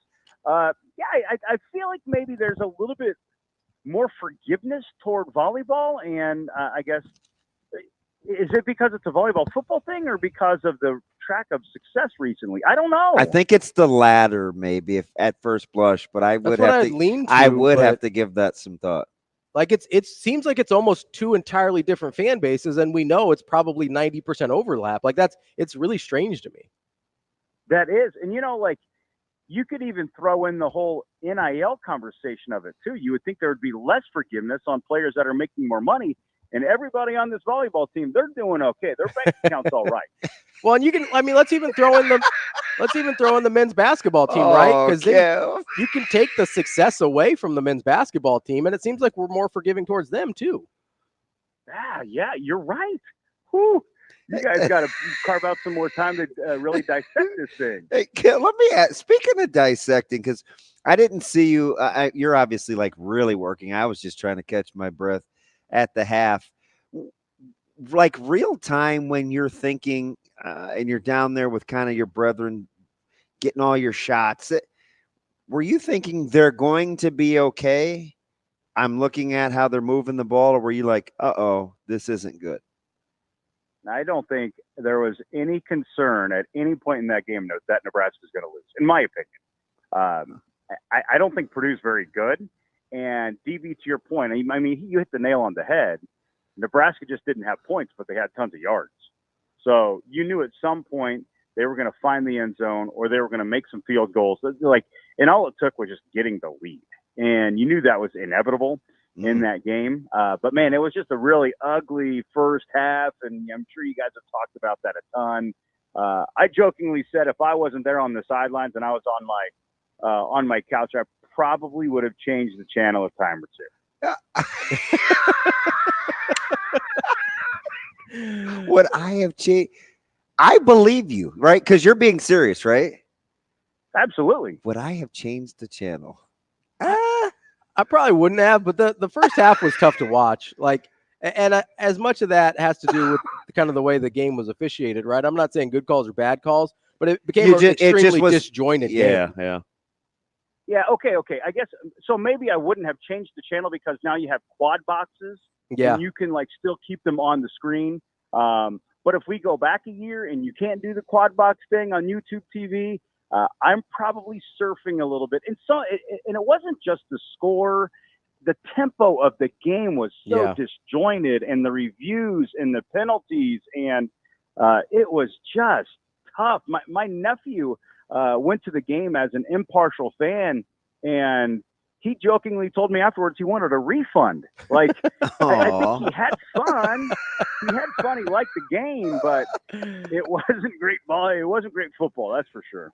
Yeah, that's. I mean, I had a lot of people say that at halftime. Although I will say, while you're in good company there, I think you may have been alone in feeling as positive as you did about the result on Saturday. Because I don't know if I just hang out with too negative of people, but there was in my circles. I think Bruntsy felt okay. A lot of panic about maybe not the I don't know if people actually thought Nebraska was going to lose or if they were just afraid that this meant overall they were bad. Does that make sense?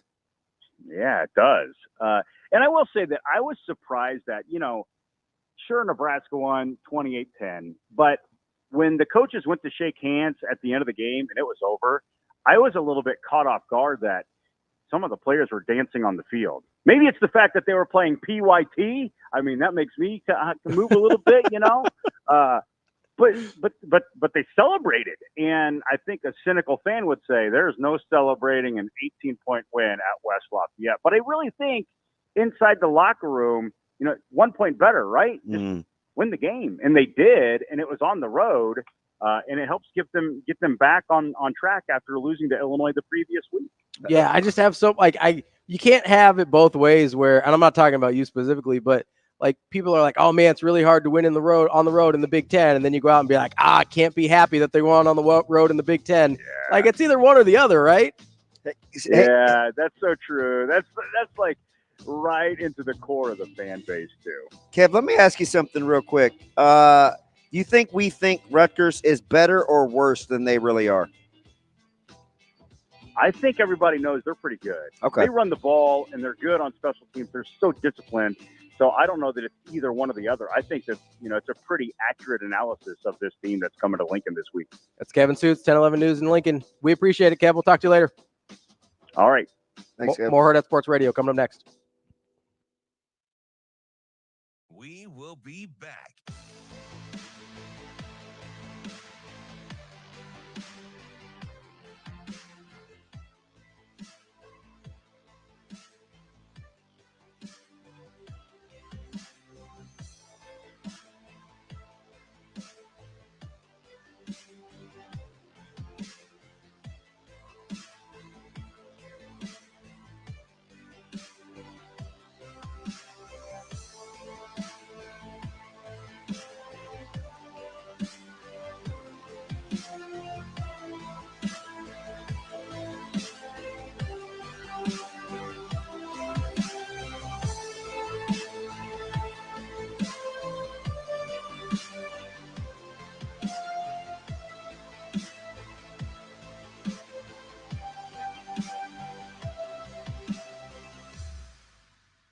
We will be back.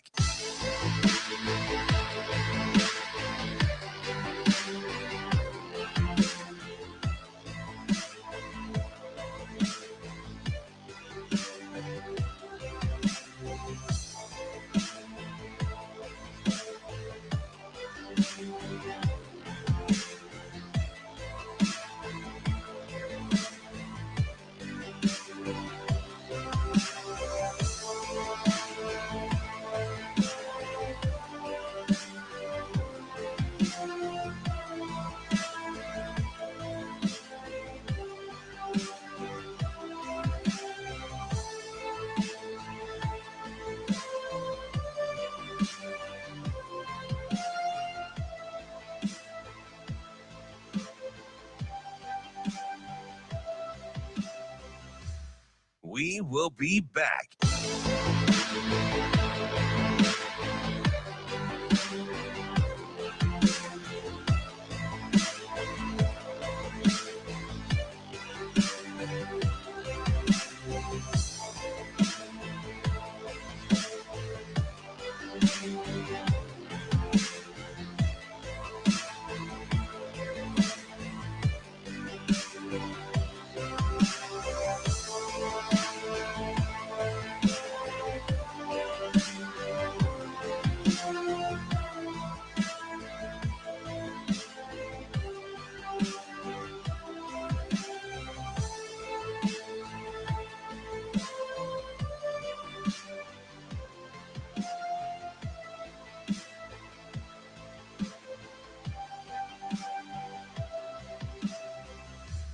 We will be back.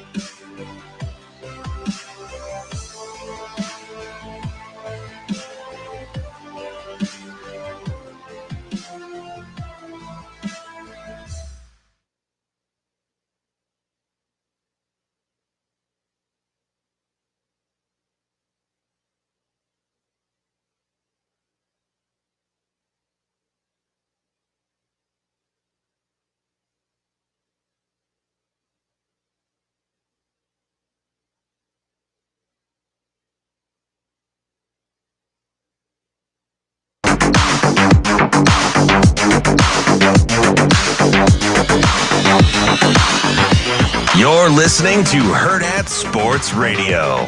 Yeah, I think it's awesome. You know, you go to all these Big Ten schools, or we will, and you kind of take in what each school offers, and I think that's the beauty of the Big Ten is there's all kind of different cities and you know different things that make that place special. So I thought it was a great atmosphere, and yeah, I mean, it's nothing like being at home though. You know, we're happy to be back home this week and be in front of our fans.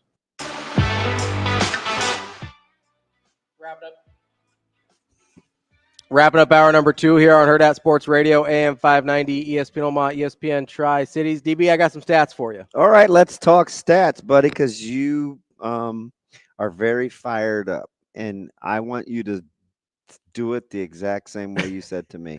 Before we get to those stats, though, I got to tell you about some stats from TeamJackFoundation.org. I like stats. Brain cancer, number one cause of cancer cause of death of children in the United States. Less than 4%. I don't like those stats. That's not a good stat. Less than 4% of National Cancer Institute's research investments are spent on childhood cancer. Approximately 13 children are diagnosed with a brain tumor daily. And in the last 30 years, first-line chemotherapy for childhood brain cancer has not changed. Team Jack Foundation is working to change all those stats. Get to teamjackfoundation.org to donate, get involved, find out what events are coming up next, and help them find better treatments and one day a cure for childhood brain cancer. Here's some other stats. I'm fired up about those too, but there's something we can do about this. All I can do about these other stats is talk about them. Yeah. Because can you do the thing again where you go, it's not true. It's not. See, this is what bothers me. You said it's not true. People get a perception about things, and then instead of being curious, they'll be like, hey, I wonder if my eyes are lying to me. Let's go look at the numbers, right? Instead of doing that, they just run with whatever willy-nilly feeling comes into their brain. You stole my term. I know. I brought it back. You did. But I'm willy-nilly. old. That's your guy. I don't even know willy-nilly. Well, Willie Nelson? That's your dude, right? No. Deep breaths. Deep breaths. I am not a cannabis dude. So I think it was Jason on the stream. Appreciate everybody. Was it Jason, Josh, or Jared? I don't know. We got a lot of J's. It was one of the J's. One of the J's in the stream brought up a point about Micah Mazuka because we were talking about why people keep bringing him up to Coach Rule and asking about him. And he goes, well, he clearly was bothered. Yeah, 100%. And so Jason, Josh, Derulo, I don't know, whoever. I'm telling you, it was either one of the Jason, J's. Jared, or Josh. One of the J's brings Although up. Josh is added to his name. Potential pastor. They brought up why they thought the Mazuka thing kept coming up. And it was, it's the run game. It's got to be the run game, right? Because Nebraska was running the ball really well when Mazuka was starting. And all of a sudden, it's fallen off a cliff. Shane brought it up. It's Jared. We were close. You're an idiot. Justin. I thought it was J-Rod. Jeremiah. So I have a Jared that I like, and I used to call him J-Rod. But he was a big Razorbacks fan. This perception of, hey, like obviously since Mike, and we just have run with it. I don't know if it's the PFF grades. I don't know if it's just the assumption of whatever it is that we're like, oh, Micah Mazuka, best run blocker on the team. That must be why they can't run the ball anymore. I'm going to give you 5 numbers, DB. Okay. This is actually, I'm going to give you 4. Every time you go off, this is hilarious. I'm going to give you 4 because Illinois, they rushed the ball poorly, right? Yeah. 48 yards, 33 attempts. Let's not pay attention to the fact that they had 50 more lost yards rushing the ball from sacks than they had in any other game, because I'm sure that doesn't count. Oh, wait, that doesn't have anything to do with the running game? Okay, well, we'll move on.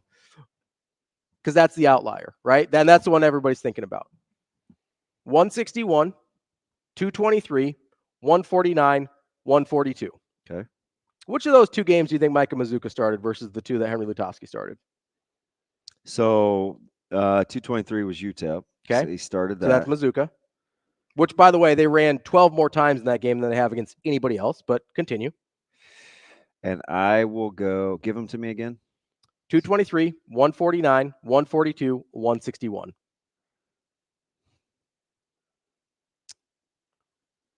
I'll go. Shoot, I don't know. I'll go 161. Wrong. That's at Purdue. Okay. So that's a Henry Lutovsky game. All right. So let's go back to Colorado then, because that's when he got. Okay. So 142. That's 149 is the Colorado game. Okay. So 223 and 149, which means Lutovsky's been in there for 142. Okay. And 161. The 142, by the way, is Nebraska's best yards per carry on the season. That's a Lutovsky game. At Purdue, 5 yards per carry. Pretty good. Let's go. Let's do a little quick math here. Oh, I kind of know where you're going. So UTEP is fewer yards per carry than because they had 12 carries, 12 more carries. Yeah, because they had 47 carries in that game. And then let's do 149 divided by 35. Oh, weird. The 2 lowest of those are the Micah Mazuka games, the 2 lowest yards per carry, because Colorado's 4.2. Lutovsky got you at 7 against UNI and at 5 at Purdue. Those are the numbers. Yeah, I get Illinois look bad, or it looked bad against Illinois. You want to add in back from the sack numbers? Because there's 50 more sack yards in that game. I think 57. Right, but there's 50 more than Yeah. in any other game. Yeah. So they're basically right at 100. Not a great day still, but way dramatically better than 33 for 48 looks. Yeah. Right? And maybe Illinois is good. Oh, by the way, that happened to be Dylan Raiola's best game passing the ball, too. 297 yards for 3 touchdowns. What made you mad? Like, what made you go back and do this? Because of the comment. Like, it's just, we get this narrative in our head. It's back to the red zone thing with Rutgers all over again. Hey, sorry, Jared. That wasn't my doing. We get this thing in our head about, oh, this is a thing that must be true. And then we don't even go check. Because I just checked, and it's not true. We get Illinois stuck in our head and be like, oh, we must not have been able to run the ball because Micah Mazuka wasn't playing. Maybe Illinois is good because every other indication of the other 4 games, because you have 5 of them to look from. So you don't just have the 1-game sample size, which is nice about playing more than 1 game a year. You've got a 5-game sample size. The other 4 games would indicate to you that the running game's been better with Henry Lutovsky in there. So maybe when Coach Rule says, hey, like Lutovsky's the starter, he had passed him, because that's what he said. He said he had passed him before this happened. Maybe that's what he's talking about. And he's like, hey, we think Henry's better at this point. He's better for what we're trying to do. And we're not going to talk about how, Dylan Raiola had all day to throw against Purdue. All day. Just however much time he wanted. Because that's not part of playing offensive line either. And we're not going to pretend like Micah Mazuka wasn't the best pass blocker of that group. He was like, his strength was definitely run blocking, and that still doesn't reflect in the numbers. Like, maybe we should go back and look. That's just if we're going to run with something like it's a fact, maybe we should go look at it. Like the fact that Rutgers, second in the country in red zone defense, was 5 of 6 giving up scores in the red zone prior to the Washington game. You know where 5 of 6 would put them? That's 83%. That puts you around 70th in the country. Are we having this conversation about their red zone defense if they're 70th in the country? Oh, God, are we going to be able to score in the red zone? Nah, things can be okay. That's a story I keep in-house. Nebraska has the exact same number of red zone possessions allowed this season as Rutgers does, 11. Nebraska has given up 8 scores. You know how many touchdowns difference they've given up? 1. 1 touchdown difference between Nebraska's red zone defense and Rutgers' red zone defense. So you're telling me Rutgers is this vaunted, and Nebraska's in like the 30-40 range for their red zone defense. So Rutgers is this vaunted red zone defense because they had 1 good game against Washington and because somebody made 2 more field goals. Can I give you another one? That's what we're doing here? Can I give you another one? Yeah, absolutely. And I didn't go in on Lance, but I did talk about red zone offense, right? So my man Blake, I'm not going to use his last name. We go back and forth. And Blake sometimes is one of those guys that during the game will say things that drive me up the wall because it comes across as he's real time, which I think is difficult, but it's fine because he's pretty bright. He said the conversation around red zone offense and defense doesn't paint an accurate picture, in my opinion. I wish more folks, because this is what I was talking about on Monday when I went off, right? I'm like, you have to look at the red zone. Anyway, I'm not going to validate me. I'm just going to read what he wrote, even though I do want to validate me. He said, I wish more folks would look at red zone points per game, red zone attempts, and points per red zone attempt. Touchdown percentage or scoring percentage is too vague. Red zone attempts is important because great teams give themselves a ton of opportunities to score, and they score touchdowns once they're there. The narrative is that the Husker offense is bad in the red zone. We average 20.6 red zone points per game, 4 attempts per game, and 5.15 points per red zone attempt. I take your point about sample size, but those stats are good for like 40th in the country, which is what I was saying the other day. Great teams are 24 to 27 points per game in the red zone, 4.5 red zone attempts per game, and 5.5 red zone attempts. We are really close to that. I responded, that's 100% accurate. That's what drives me up the wall. Conversely, look at Rutgers' red zone defense before and after playing Washington. He said, just keep putting yourself out there. It'll eventually put yourself down there. It will eventually work. If you aren't efficient, like the Huskers were in 2022, or if you are efficient, it'll work. The Huskers in 2022 were incredibly efficient in the red zone, 5.5 trips, but only averaged 2.7 attempts per game.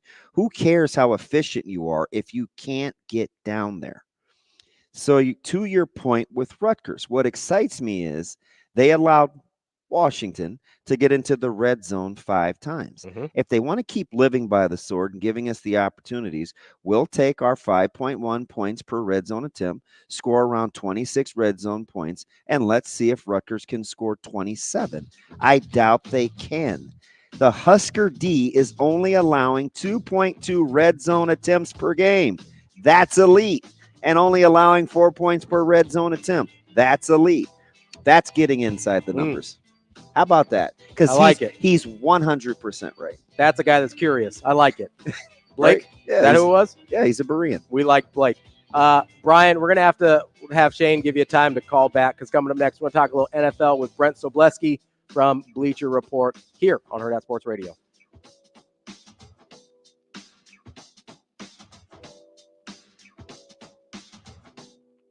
We will be back.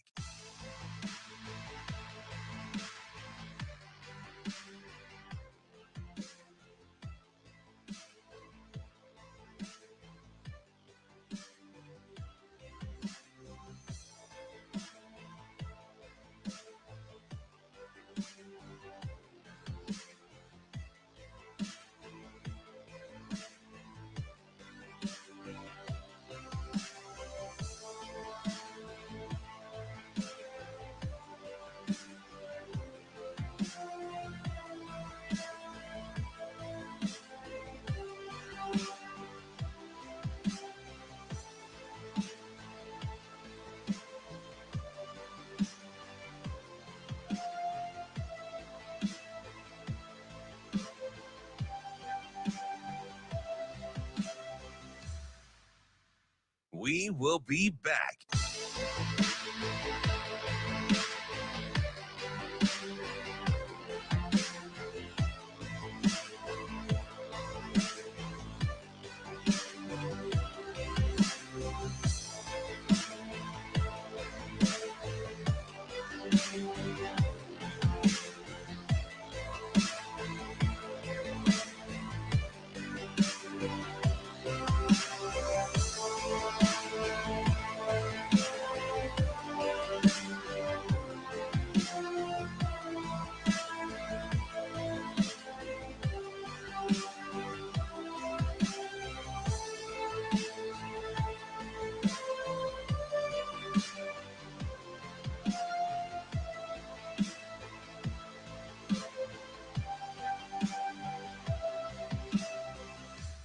We will be back.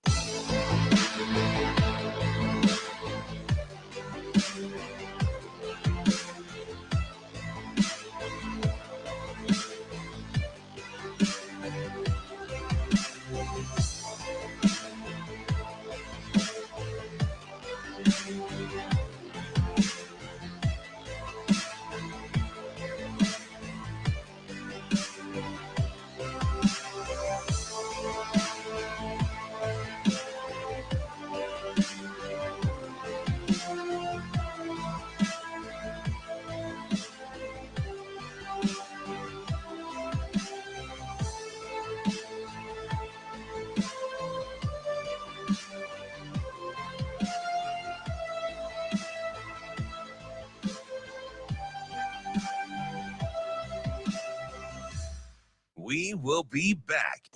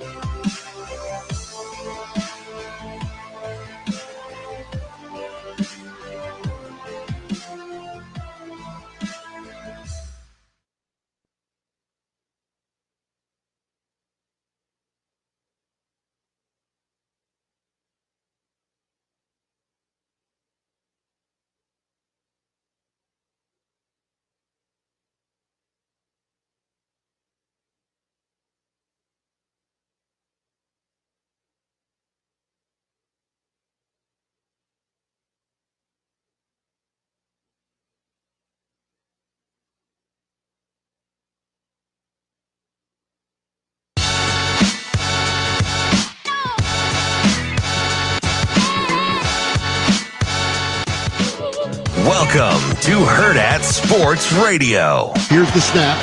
Arizona breaks four. Plenty of time for Jaden. Throws over to the middle into the end zone. That is caught. Touchdown! Touchdown, Washington! Darnold from the shotgun. Another good pocket to the end zone. Touchdown! Welcome back, Jordan Addison. The Minnesota Vikings have a 6-0 lead. Kicking off hour number 3 here on Hurrdat Sports Radio, AM 590, ESPN Omaha, ESPN Tri-Cities, KFOR in Lincoln. That's DB. I'm Ravi Lulla. We are joined now by Brent Sobleski from Bleacher Report, talking some NFL. Brent, how are you this morning? I'm doing well, and I must say, gentlemen, to go off topic right off the bat, I'm excited. I have tickets tonight with me and my younger son to see AEW's 5th year anniversary in Pittsburgh with an amazing show, so I'm pumped and ready to go today. There we go. Listen, anytime you're near Pittsburgh, it's got to be a good time. I know that, 'cause not that I'm a fan of the Pens and the Steelers, but hey, color me jealous, B. But can I stay right there and not be part of the Homer Network? Let me ask you something, Brent. If you had to push your chips in a division direction about being the most or the best at the end of the year, are you going NFC East or AFC North? Well, I'm sorry, NFC North. I'm sorry, NFC North and AFC North. Right now I'm going NFC North because the AFC North has underperformed in a lot of ways. So when you look at the NFC North, oh, sorry, go ahead. I was going to say, but could I convince you that the AFC North may have the best team in the AFC without having the best record? Well, see, let's frame it this way. If we were going into this regular season, we had this conversation, which we've had conversations going into the preseason or into the regular season, I would have definitively said the AFC North because of what we projected each of those teams to do. And really right now, my concern is how each of these teams going to respond, right? The Cleveland Browns are nowhere near what we thought they might just be bad. Yeah, exactly. The the Cincinnati Bengals, same thing. We all thought Joe Burrow, healthy, would be the salve that really solved everything and put him back in that Super Bowl contention. We haven't seen that. The Pittsburgh Steelers, they're 3-1. They're atop the division. They are competing, but they still have significant issues that they'll have to deal with week in and week out, specifically at the quarterback position. To your point, the Baltimore Ravens are the best team in football at this very moment. I kind of agree. Because they found their identity, right? Well, this is what people forget about the Baltimore Ravens. They were replacing 3 starting offensive linemen. You were integrating Derrick Henry into your offense for the first time ever. You had to change not necessarily your defensive scheme, but you now have a new play caller on that side of the ball because Mike McDaniel went on to become the Seattle Seahawks head coach. And they were a little slow coming out of the gates. And still could have won the game against the Chiefs. Yeah, absolutely. So I think you're right in saying that the Baltimore Ravens are the league's best team at this very moment. With that said, if it's a compare and contrast between the two sides of the North, I'm still leaning to the NFC North just because overall quality and how they played this year, with Minnesota clearly being the story of the season so far. The Detroit Lions, a legitimate Super Bowl contender. The Packers now have Jordan Love back, and the Chicago Bears are better than they were a year ago. Let me ask you something. I asked this to Ravi on Tuesday morning after watching Detroit, and I get the 18 of 18, but so much of it is design. And I'm not hating on Goff because that was ridiculous. And I asked him, I said, if you're a defensive, if I'm a defensive coordinator, and I only am at the high school level, so that doesn't count. But what would you do first to take away the threat from the Lions? What would you try to stop first? I'm a bit old school in this manner because I would rather be aggressive and fail than to sit back and let them pick me apart. I really would. I was looking at the statistics today. There's only one team in the NFL, or excuse me, 2 defenses in the NFL that are blitzing 50% of the time or more on third down. That's where the NFL is in today's game, right? We have evolved into this counterpunch, essentially, where you have these shell coverages where the entire point is to allow offenses to get their yardage, to complete passes, but you're essentially trying to keep them from scoring, not allowing chunk plays, and hopefully leading them into turnovers. So the more opportunities you get to create a turnover, that's essentially what defenses are looking for. I don't necessarily like that approach. I get why we've gone that way. This is a pass-first league. This is an NFL that wants more offense. But if I'm going to go down, I want to go down try my darndest to get after the quarterback and making his life miserable. So yes, Detroit has a phenomenal offensive line, arguably the best in football. But if you can scheme up offense that well, you can scheme up defense that well too to get mismatches and overload blitzes. And that's the way I would be going week in and week out. Brent, I'm glad you brought up Detroit's offensive line, because we also brought up Joe Burrow and the Cincinnati Bengals. And I often have this kind of sliding door moment with that Penei Sewell pick, because I think a lot of I think way too much about it because I really like Joe Burrow. And I just think to it's myself, the local connection, definitely. Probably, but he's also, I think it's also the smoke and the stogie after winning a natty. Like I enjoy that too. But, I sit here and I go, if you're Cincinnati, would you rather be in a position where like, hey, I got to figure out another wide receiver than, hey, I can't keep Joe Burrow alive? You have no idea how big of a smile I have on my face right now. Because if you guys remember, nationally, I was absolutely buried. You were getting I was buried, and I'm talking 6 feet deep. People were ready to end my career. Why? And let me go back a few years for people who have no idea what I'm talking about. One of the pleasures I have is I lead up the NFL scouting department for Bleacher Report. I also am the one each year for Bleacher Report that grades picks in real time, right? Mm-hmm. I gave the Jamar Chase pick an F. People obliterated me. I had to go on Cincinnati Sports Talk Radio. I had to write articles. I had to explain myself. Now, the reason I gave it an F at the time, it had nothing to do with Jamar Chase's talent. Yes, we all knew how talented he was as wide receiver one in that class. It was a philosophical debate, right? To me, it's harder to find that elite premium offensive tackle than it is a quality wide receiver. And over time, that's proven to be true. Yes, Jamar Chase is exceptional. But look at that draft class. You mentioned Penei Sewell. Penei Sewell is arguably the best offensive line in football. So you can say that's a toss-up between the two picks themselves. But what did Detroit get later in that draft? Oh, I'd say in the 4th round. Some guy named Amon-Ra St. Brown. Yeah. So they got 2 All-Pros in the same draft, where Cincinnati's Jamar Chase has yet to even be an All-Pro. So tell me why Jamar Chase was more valuable at the time. He wasn't. That was the point. And when you're looking at it to make sure that Joe Burrow stays upright, you should have invested in the offensive line. And guess what problem they still have? Offensive line.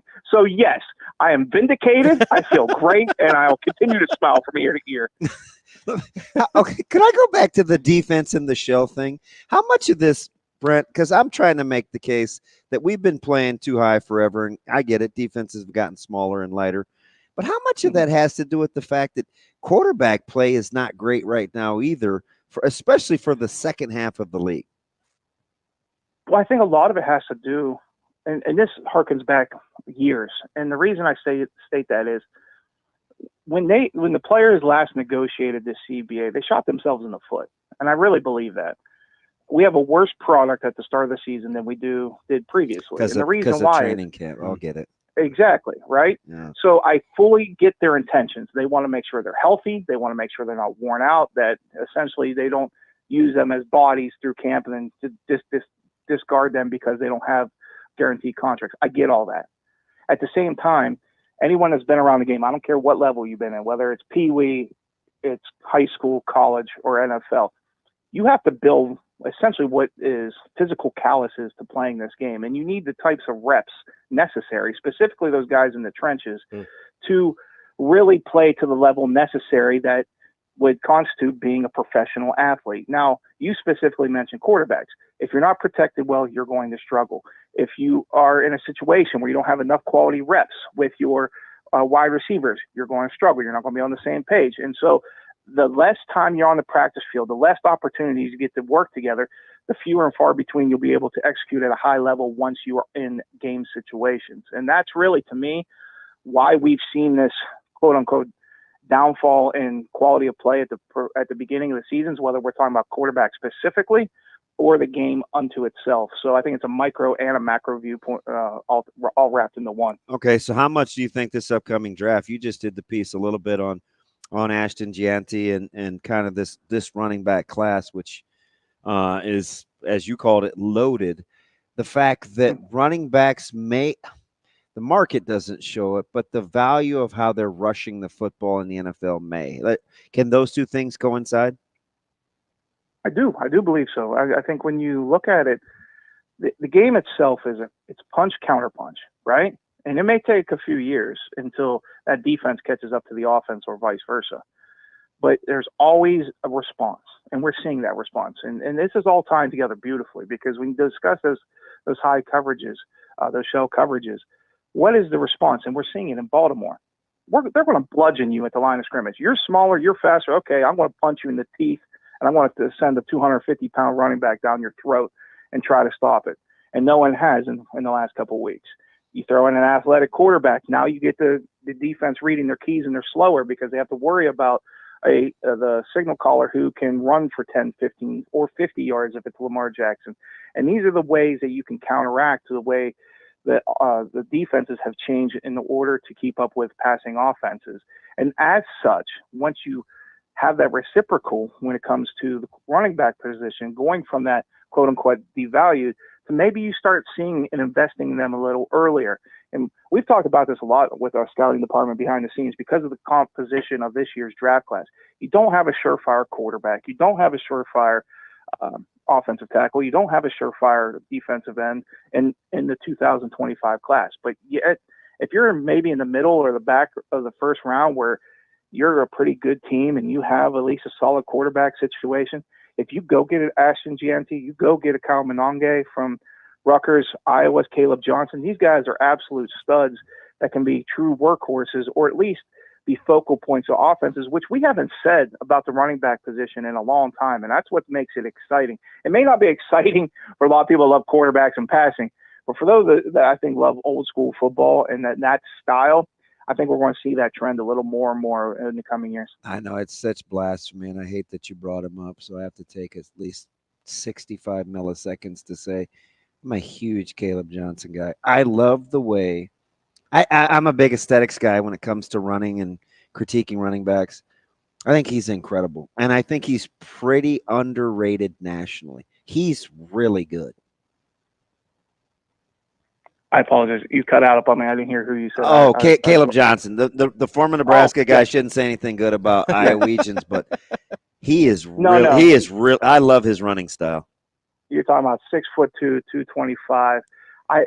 We all make fun of the Iowa offense. I mean, let's be fair, right? All of us have made fun of the Iowa offense, but at the same time, the very base of that offense is the same thing Kyle Shanahan's running in the NFL. So Kirk Ferentz took Mike Shanahan's heavy zone scheme and implemented that, and that's always been the base what Iowa's done for the last 25-ish years. So knowing what he can do, his vision, his one-cut ability, you have that fluidity, his size as well at 225 pounds, I think it portends a feature back in the NFL. So, Brent, we're talking with Brent Sobleski from Bleacher Report. Brent, it feels like the running back market has kind of swayed, like overcorrected in undervaluing them. Is the balance maybe kind of like you were talking with this draft? You can draft a running back in the first round, pay him about what the top 5 to 10 guys in the league are making. Now they won't get the late money like they used to, but we might see them start creeping up draft boards again. I agreed. And let's remember, it's always based on the composition of the class unto itself, right? I just mentioned that there's no slam dunk in this year's at the very, very top. So that means there's maneuverability for multiple other positions. It's not just running back. It's a great example, but simultaneously you have someone for 2025 like Mason Graham. We're talking about defensive tackle from Michigan who could potentially go top 5. There's only been 3 top 5 defensive tackles in the last 15 years. So it shows that position, which featured Aaron Donald, by the way, during that stretch, hasn't necessarily grown to the same extent. You're seeing cornerbacks. And the reason I bring up cornerbacks, even though the cornerback has always been considered one of the 4 quote-unquote premium positions, it's been paid far less than what we've seen in wide receivers lately, right? Yeah. So you're seeing somebody's got to cover those guys. Exactly. And we have so much leaning towards offense that if it continues to trend that way, teams will potentially take opportunities early on elite talent that's regardless of position. Bijan Robinson is your perfect example, right? Devalued, yet Atlanta takes him top 10. If you are a good enough player, you will still find yourself in that top 10, top 20 range, and I think you will have so. And just to kind of give you a little sneak peek, when we, in 2 days, or actually, tomorrow, we will unveil our initial 30 prospects for Bleacher Report, according to our scouting staff. And Gianti is top 10. So that gives you an idea of how we're looking at this class and how it's comprised. Let me ask you something, Brent, when you're talking about evaluating quarterbacks, because the 3 that I'm going to talk about, 2 are playing. 1 I think's got potential to be pretty good. I'm looking at guys like Penix, Stroud, and Daniels. And there's this thing, this body language that they have when they're playing, and it's whether it's being calm or they're cool or they just don't panic, or even how they talk to the media. Can you see guys that don't get rattled? Like, is that a characteristic that you can look at and say, oh gosh, you know what? I bet that guy is not going to flake. Like, can you see that? I think you can see. Now, let me be abundantly clear right off the bat. One of the disadvantages we have as a third-party scouting service for a national outlet is we're not privy to everything, right? Mm-hmm. No matter how much you cover the NFL draft, no matter how much you've been around this business, how much access you have, whether it's us or any other national outlet, you aren't sitting in those rooms breaking down film. You aren't discussing with these young men. You don't have all of their medical evaluations. So there's always that asterisk, right? And you can't always see what's in the heart and minds of individuals. With that said, I do believe some of that translates onto the field. And let's use Jaden Daniels as an example, right? There was a awesome article written prior to last season, or maybe it was in early September. I want to say it was Bruce Feldman. I don't know entirely, so I apologize because it's off the top of my head, where he talked about his commitment to becoming a better quarterback at LSU. And he started doing the visualization practices specifically through VR goggles, and it allowed him to see the game better. Now, it shows you a level of commitment and work ethic that you're not necessarily seeing from anyone else, and it obviously helped him greatly.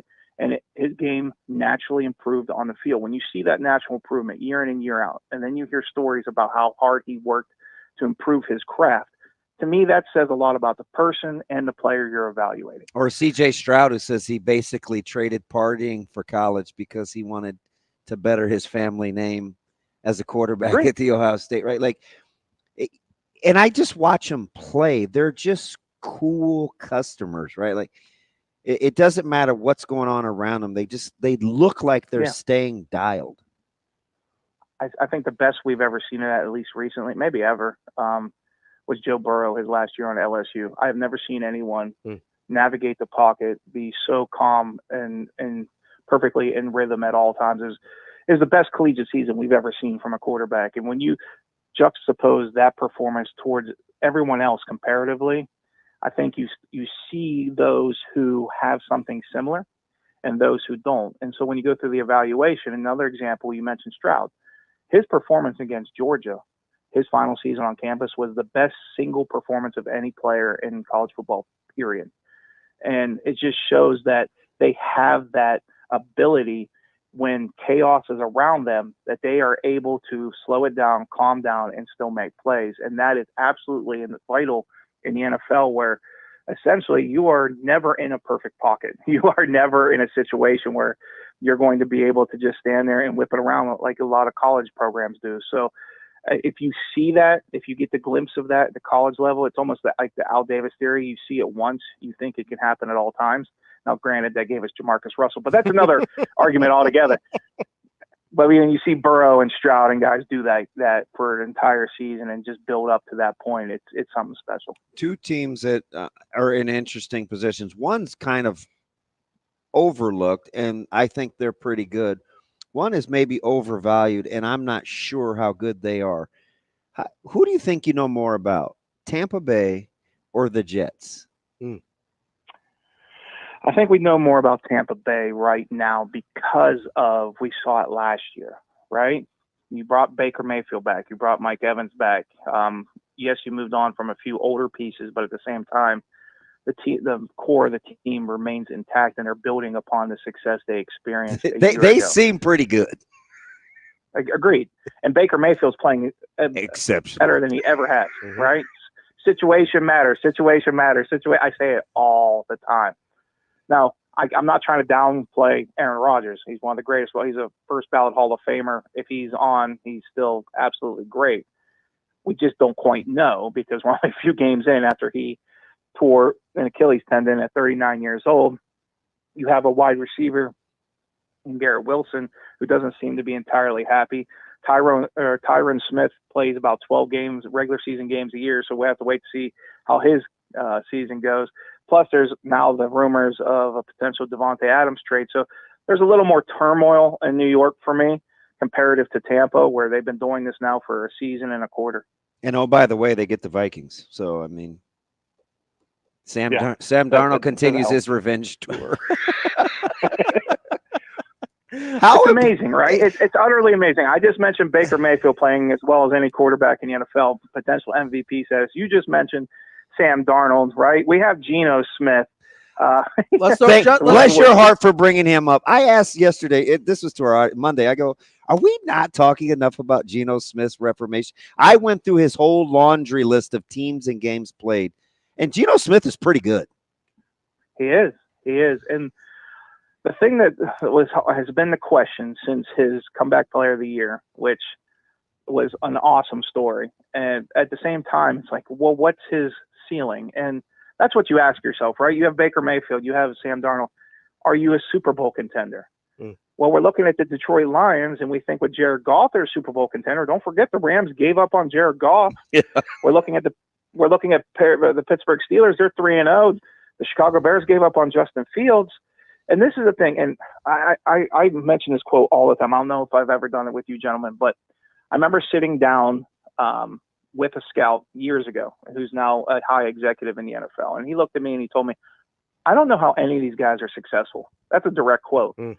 He goes, all the mitigating factors in an individual's life, they should fail, essentially. Because, again, we're not talking about fantasy football players. We're not talking about commodities that you play on your Madden games. These are real individuals, right? They have hopes and feelings and dreams and families and livelihoods and things that go on outside of football. And you have to be placed in the right situation with the right people and the right systems at the right time to be successful. And we're so quick to write off so many of these young men that now we're all of a sudden we're aghast. Oh my God, he's actually good again. Well, maybe he was all the time and he just wasn't in the right place at the right time. Great stuff from Brent Sobleski from Bleacher Report. Brent, we appreciate the time. Always appreciate it, buddy. Always need to get more time with you. We'll talk to you again soon. Enjoy Brian Danielson, buddy. Oh, dude, Danielson Okada. I am freaking out. All right, talk to you guys later. All right.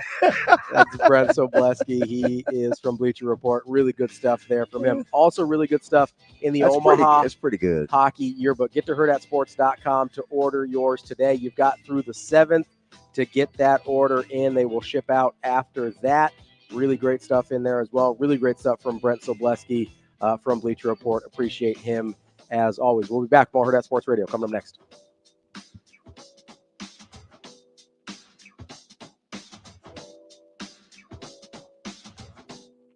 We will be back.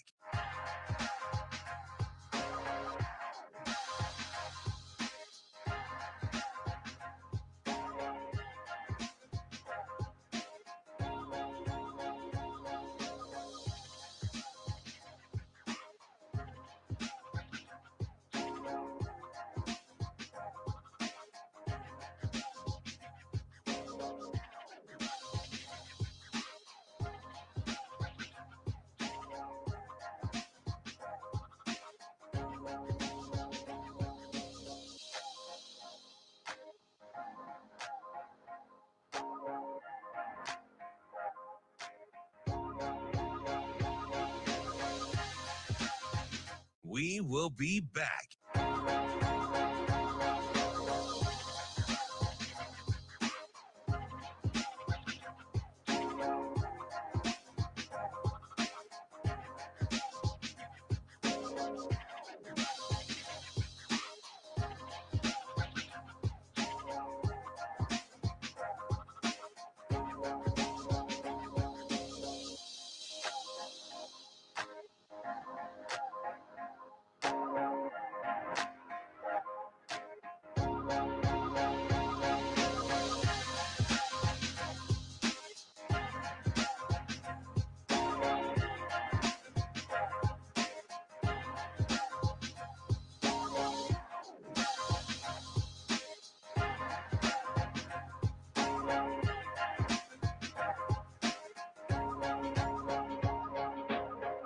We will be back.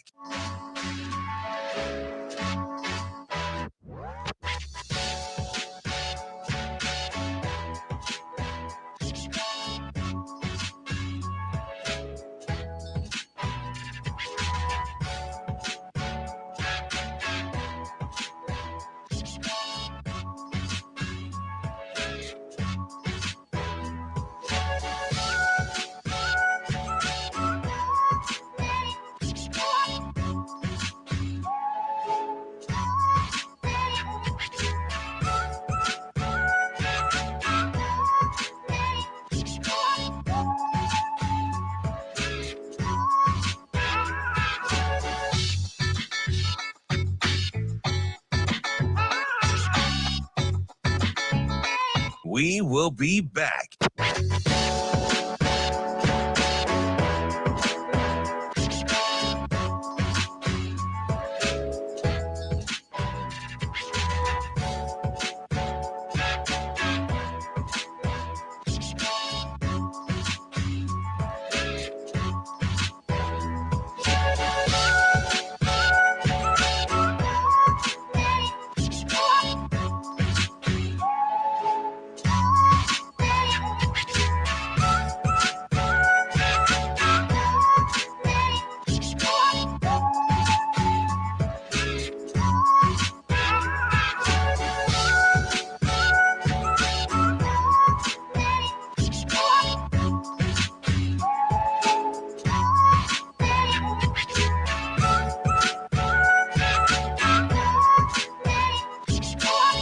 We will be back.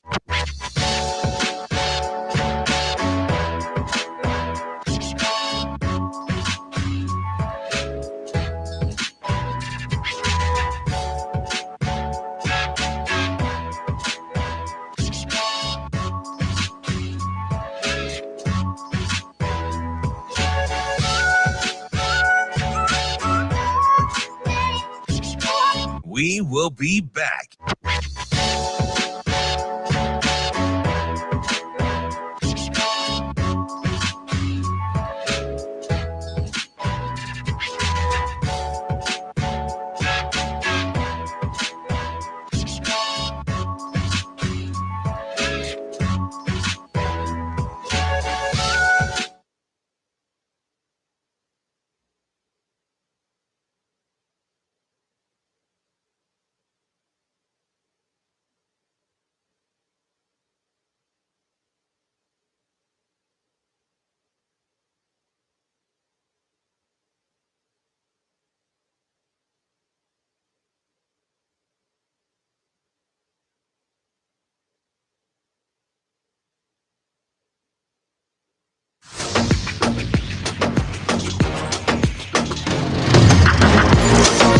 You're listening to Hurrdat Sports Radio.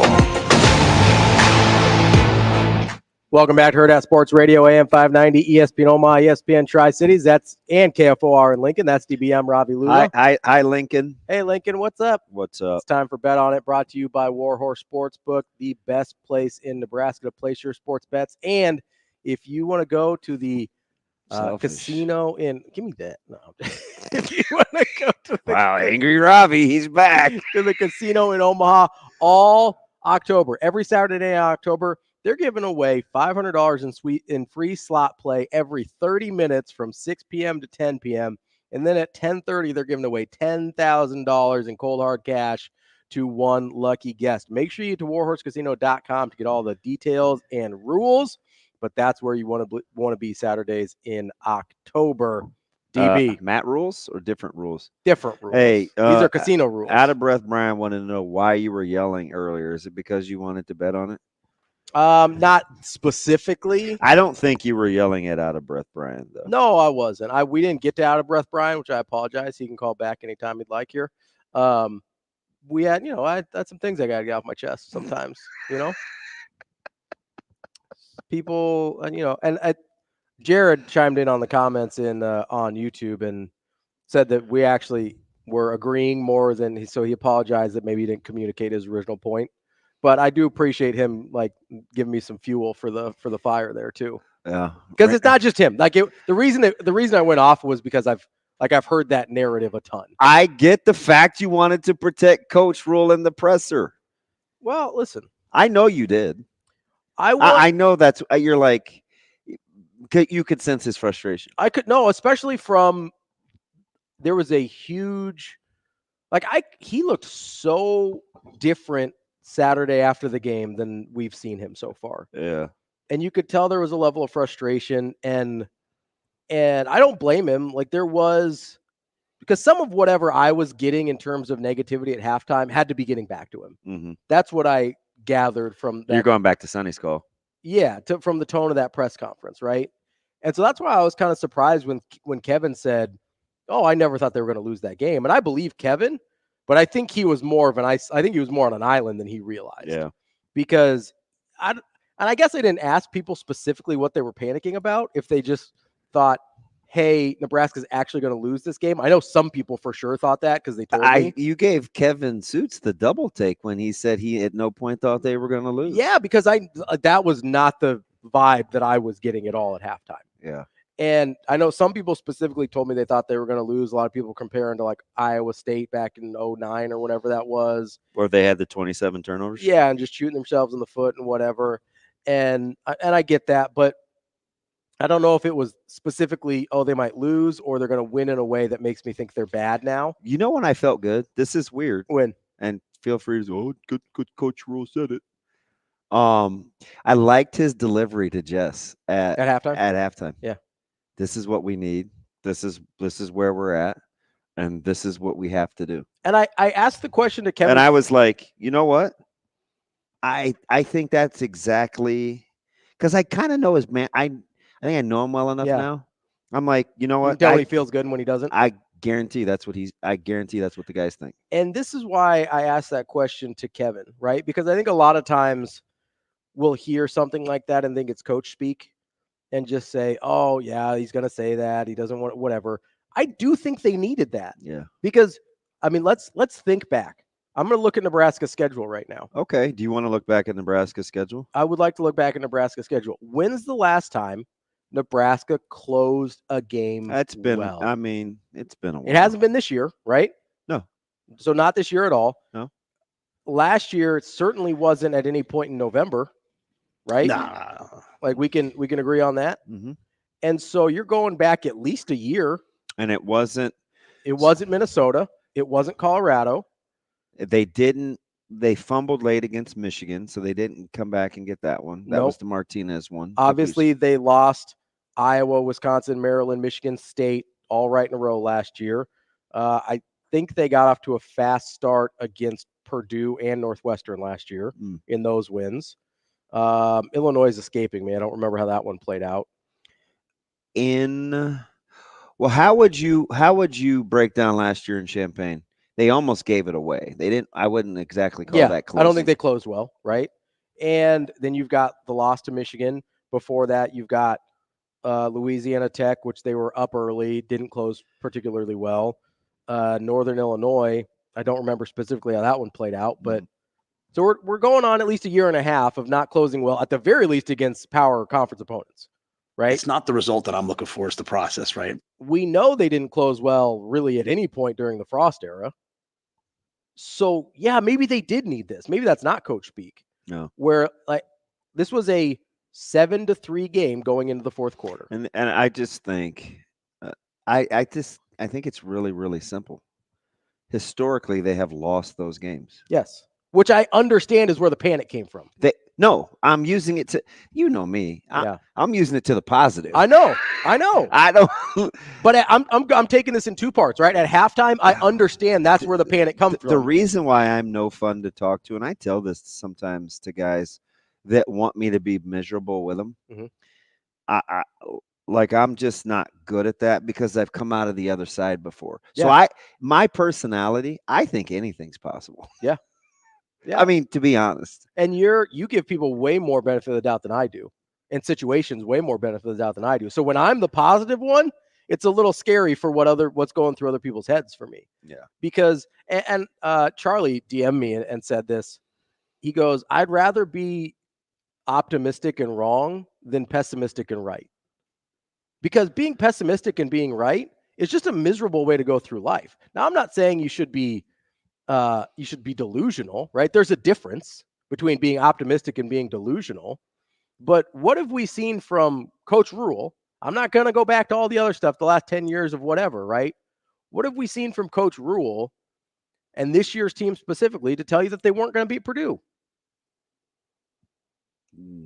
Because we didn't even see anything in the first half that let me think they weren't going to beat Purdue. Oh, I know. No, I'm with you. They beat their brains in. They just didn't get any points. I sure hope so. I was asking Sharpie real time during the game. I'm like, or at the half, I'm at kind of a loss for words how to explain this one because statistically, and I'm not even. That's where the conflict was because I try to get inside the numbers, but I'm just watching the floor of the game. Look where the majority of the snaps seem to be. Yeah. They were on Purdue's side of the field. I'm like, how long? Like, how is this 0-0? Yeah, that dam's going to break at some point. And it did. In a pretty dramatic way. So shout out to Kevin Sjuts. He was the first one that I openly said. And I believe him. I do too. I believe that's what he felt. Yeah, he's like, because he didn't even pause at the question. He's like, I just don't know if he realizes how much of an island he was on.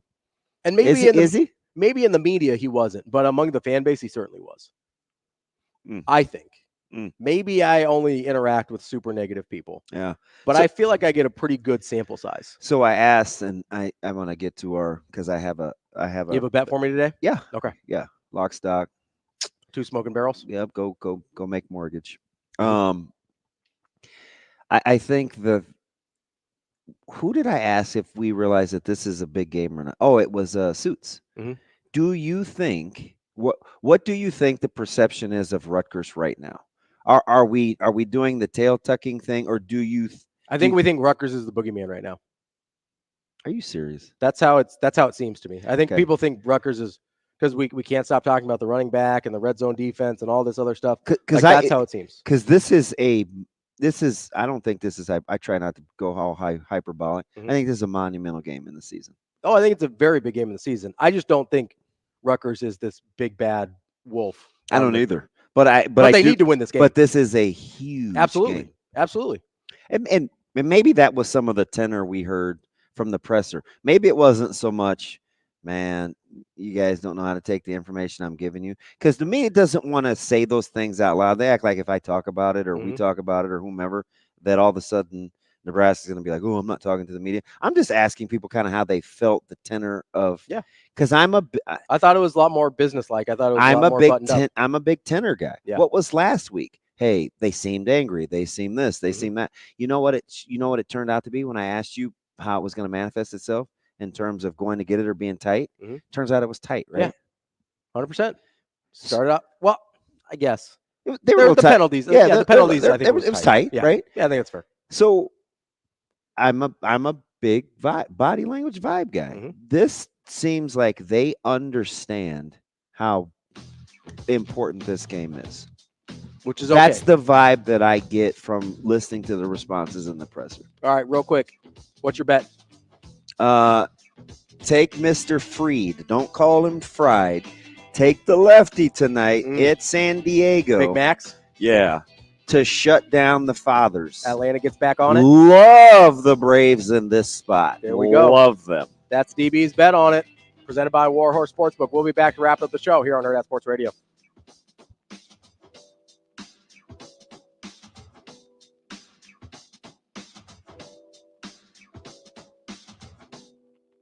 We will be back.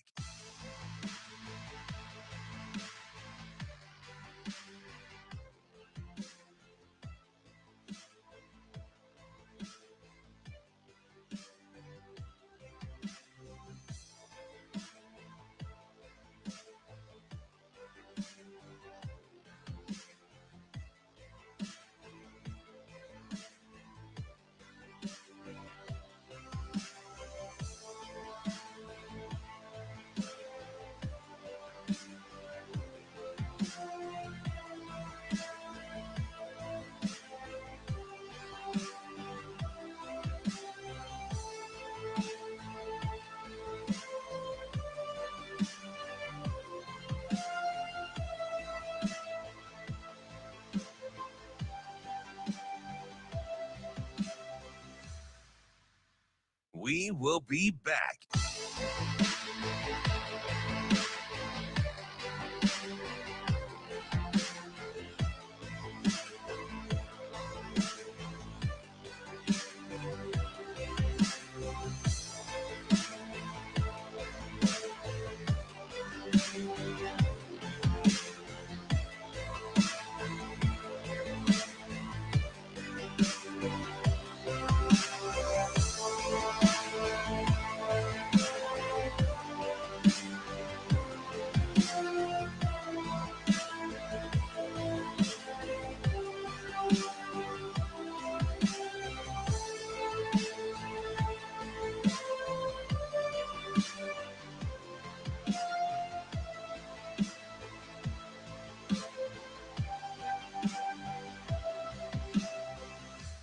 We will be back.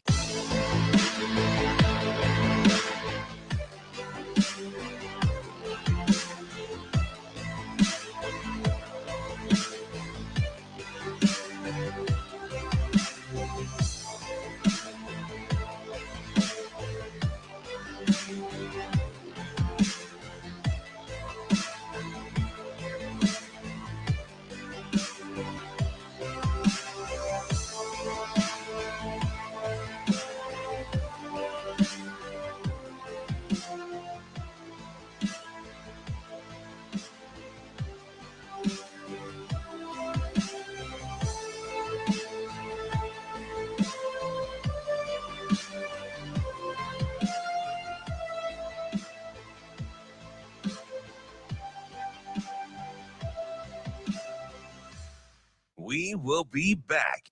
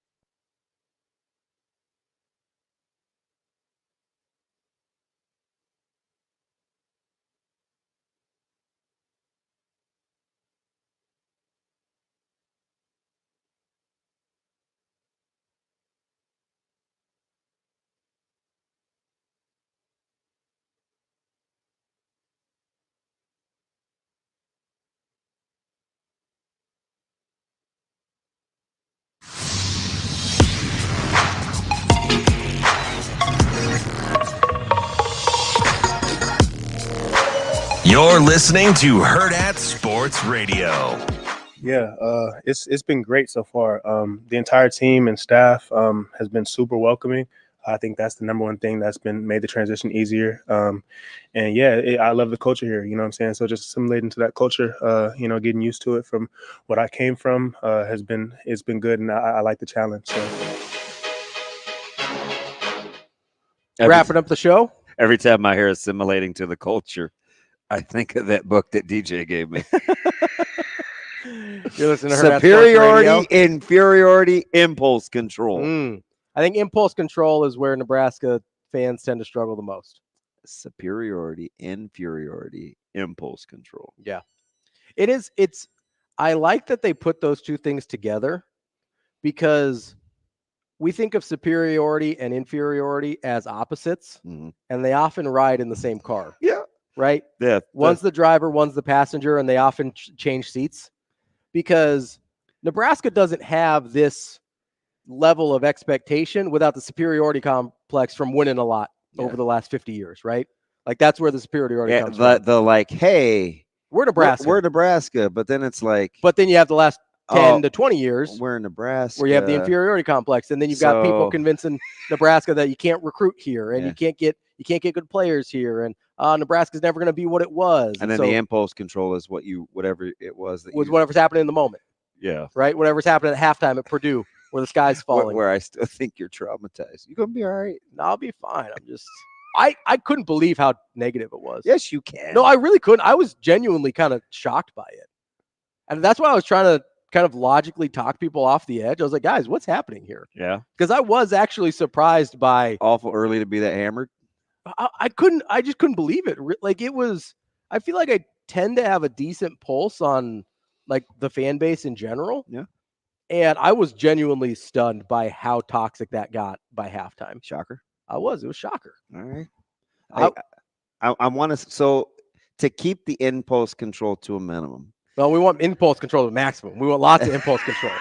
Lots of impulse control. Surprise, surprise. All right. Turn that thing up to 10. Fine.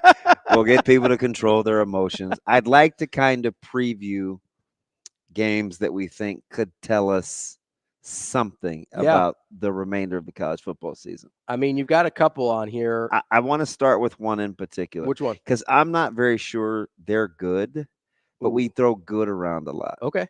Because I'm torn on Mr. Cook at quarterback.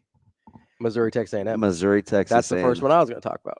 Missouri, Texas A&M. Because we're talking a lot about Missouri and a lot of it's the schedule. And I think, but Texas A&M might be good. I kind of think Drink is putting himself in position to be a big offseason acquisition. Ooh. The better Missouri does, the more likely you think the he more leaves. coveted Eli Drinkwitz will become, because he is a fantastic recruiter. Missouri's super interesting too because as a school, because of where they are. Yeah, because it's a good job, not a. That's the thing. Yeah. It's a good job in a great conference. It's not a great job.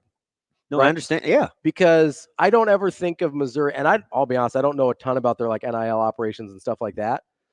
They're never in the discussions of teams that have that part of it real buttoned up or have a ton of funds coming in. Oh. They're never really in discussions for facilities and infrastructure and all that kind of stuff that we talk about with college football. So the infrastructure to be a competitive program year in and year out doesn't seem like it's the same at Missouri as it is other places. So I could definitely see an upgrades, whatever. I don't think we thought Texas A&M was very good when Notre Dame beat them. Right. And I also can two things be true at the same time. I don't think they were on what it is. I don't know how good they were with Connor Wegman as their quarterback. Yeah. That's interesting because he struggled, and I've never been a huge Connor Wegman guy. And then all of a sudden he gets banged up, and now they're playing a lot better football. I don't know. Like that's a thing that I think about with them. And it's top 25. Top 25 matchup, and maybe Notre Dame's good. Yeah. I actually think they are. It's possible that Northern Illinois is just an outlier. Like that's just a blip. And we've seen Freeman do this before. Yeah. And we've seen good teams lose weird games like that before. So are you at all interested in Louisville and SMU? Oh, I'm very interested because I think SMU's pretty good too. Yeah, I don't know. I mean, I think they're ACC good. I don't think they're playoff good or anything. You want what I think is kind of flying under the radar? Which one? It just for my own sake, if I want to see, because I've watched both of them. Can I guess? If you do, because this is one I'm interested in for sure. There's no way you'll get this. I'm really interested in Ole Miss, South Carolina. No. Okay. But I do think South Carolina is better than because I think Kentucky's pretty good, obviously. And South Carolina beat their head in. And I previewed that. I said, I think Kentucky's better than the team that got hammered by. And when they were getting 17 at Ole Miss. So does maybe that mean South Carolina's? I think South Carolina's pretty good. Yeah, because Ole Miss. I have this thing with Beamer, right? Beamer. It's like, well, do we think he's a good coach or do we not? Yeah. Because I feel like it's about every 3 weeks with him. I'll give you one that's flying off the radar, under the radar. Yeah. And it's in the Big Ten. Okay. It's not even sexy. Okay. I'm very, very curious with Purdue and Wisconsin. Hmm. Wisconsin's laying the 14. Purdue just fired their OC. Yep.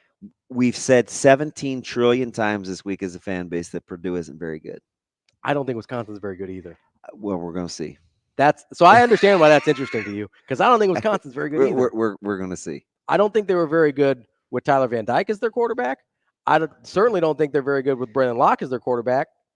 I don't know how good that team is. It would color me curious. And a lot of times you get a little bounce. When you fire somebody mid-season. Yeah. And so Purdue also, I know we talked about this earlier in the week. Yeah. I don't totally know what they were like. Graham Harrell feels a little bit like a scapegoat here. Yeah. Oh yeah, for sure. They were running the ball really well. You want another one? Yeah. Another innocuous game in the Big Ten? Yeah. You want another shot at guessing it? USC, Minnesota? No. Okay, go ahead. Indiana and Northwestern. Oh, I was looking at that one. I was. So I think it opened at like 10.5. It ballooned to like 13.5. People think Indiana's pretty good. They do. Top 25. Mr. Signetti. I went a lot. Google me. Google me. Have they played anybody good yet?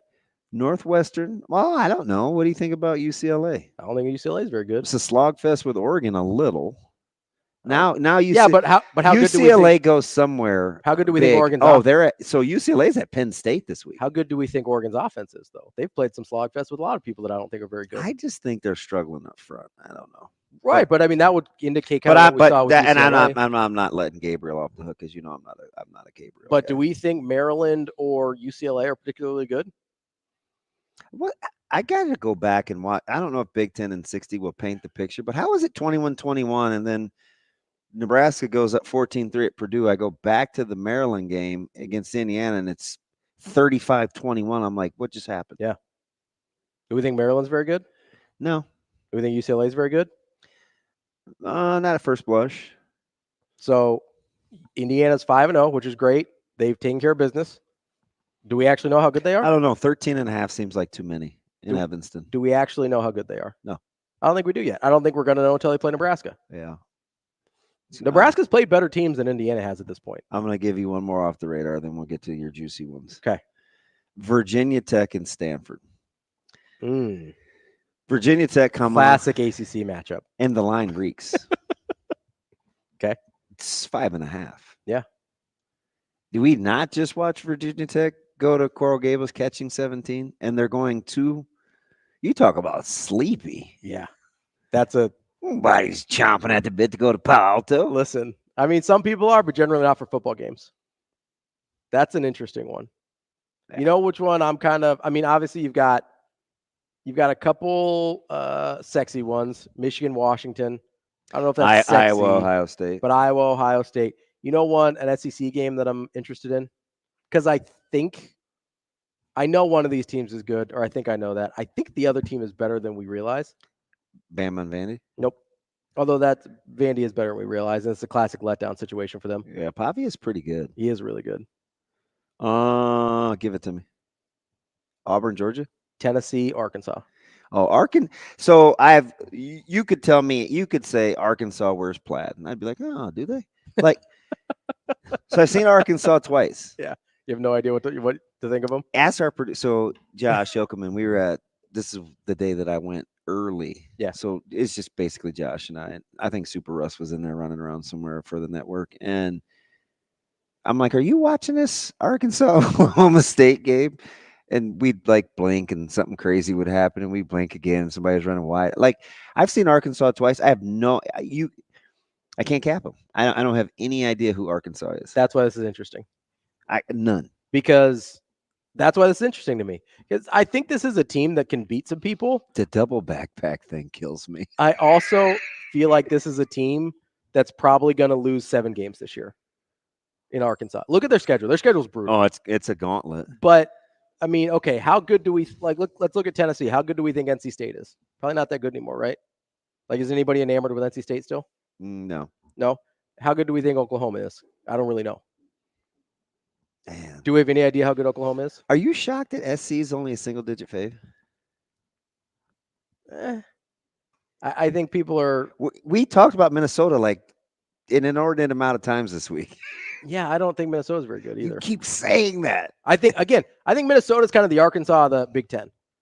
I think they're probably going to end up like 5-7. It's the only reason I brought them up because you kind of said that. Yeah, like I think they're going to end up 5-7. I think it's going to be a really tough team to play that nobody's going to enjoy themselves, and they're going to probably catch a couple that they shouldn't. But that doesn't mean I think they're very good. Let me give you one more. Last one.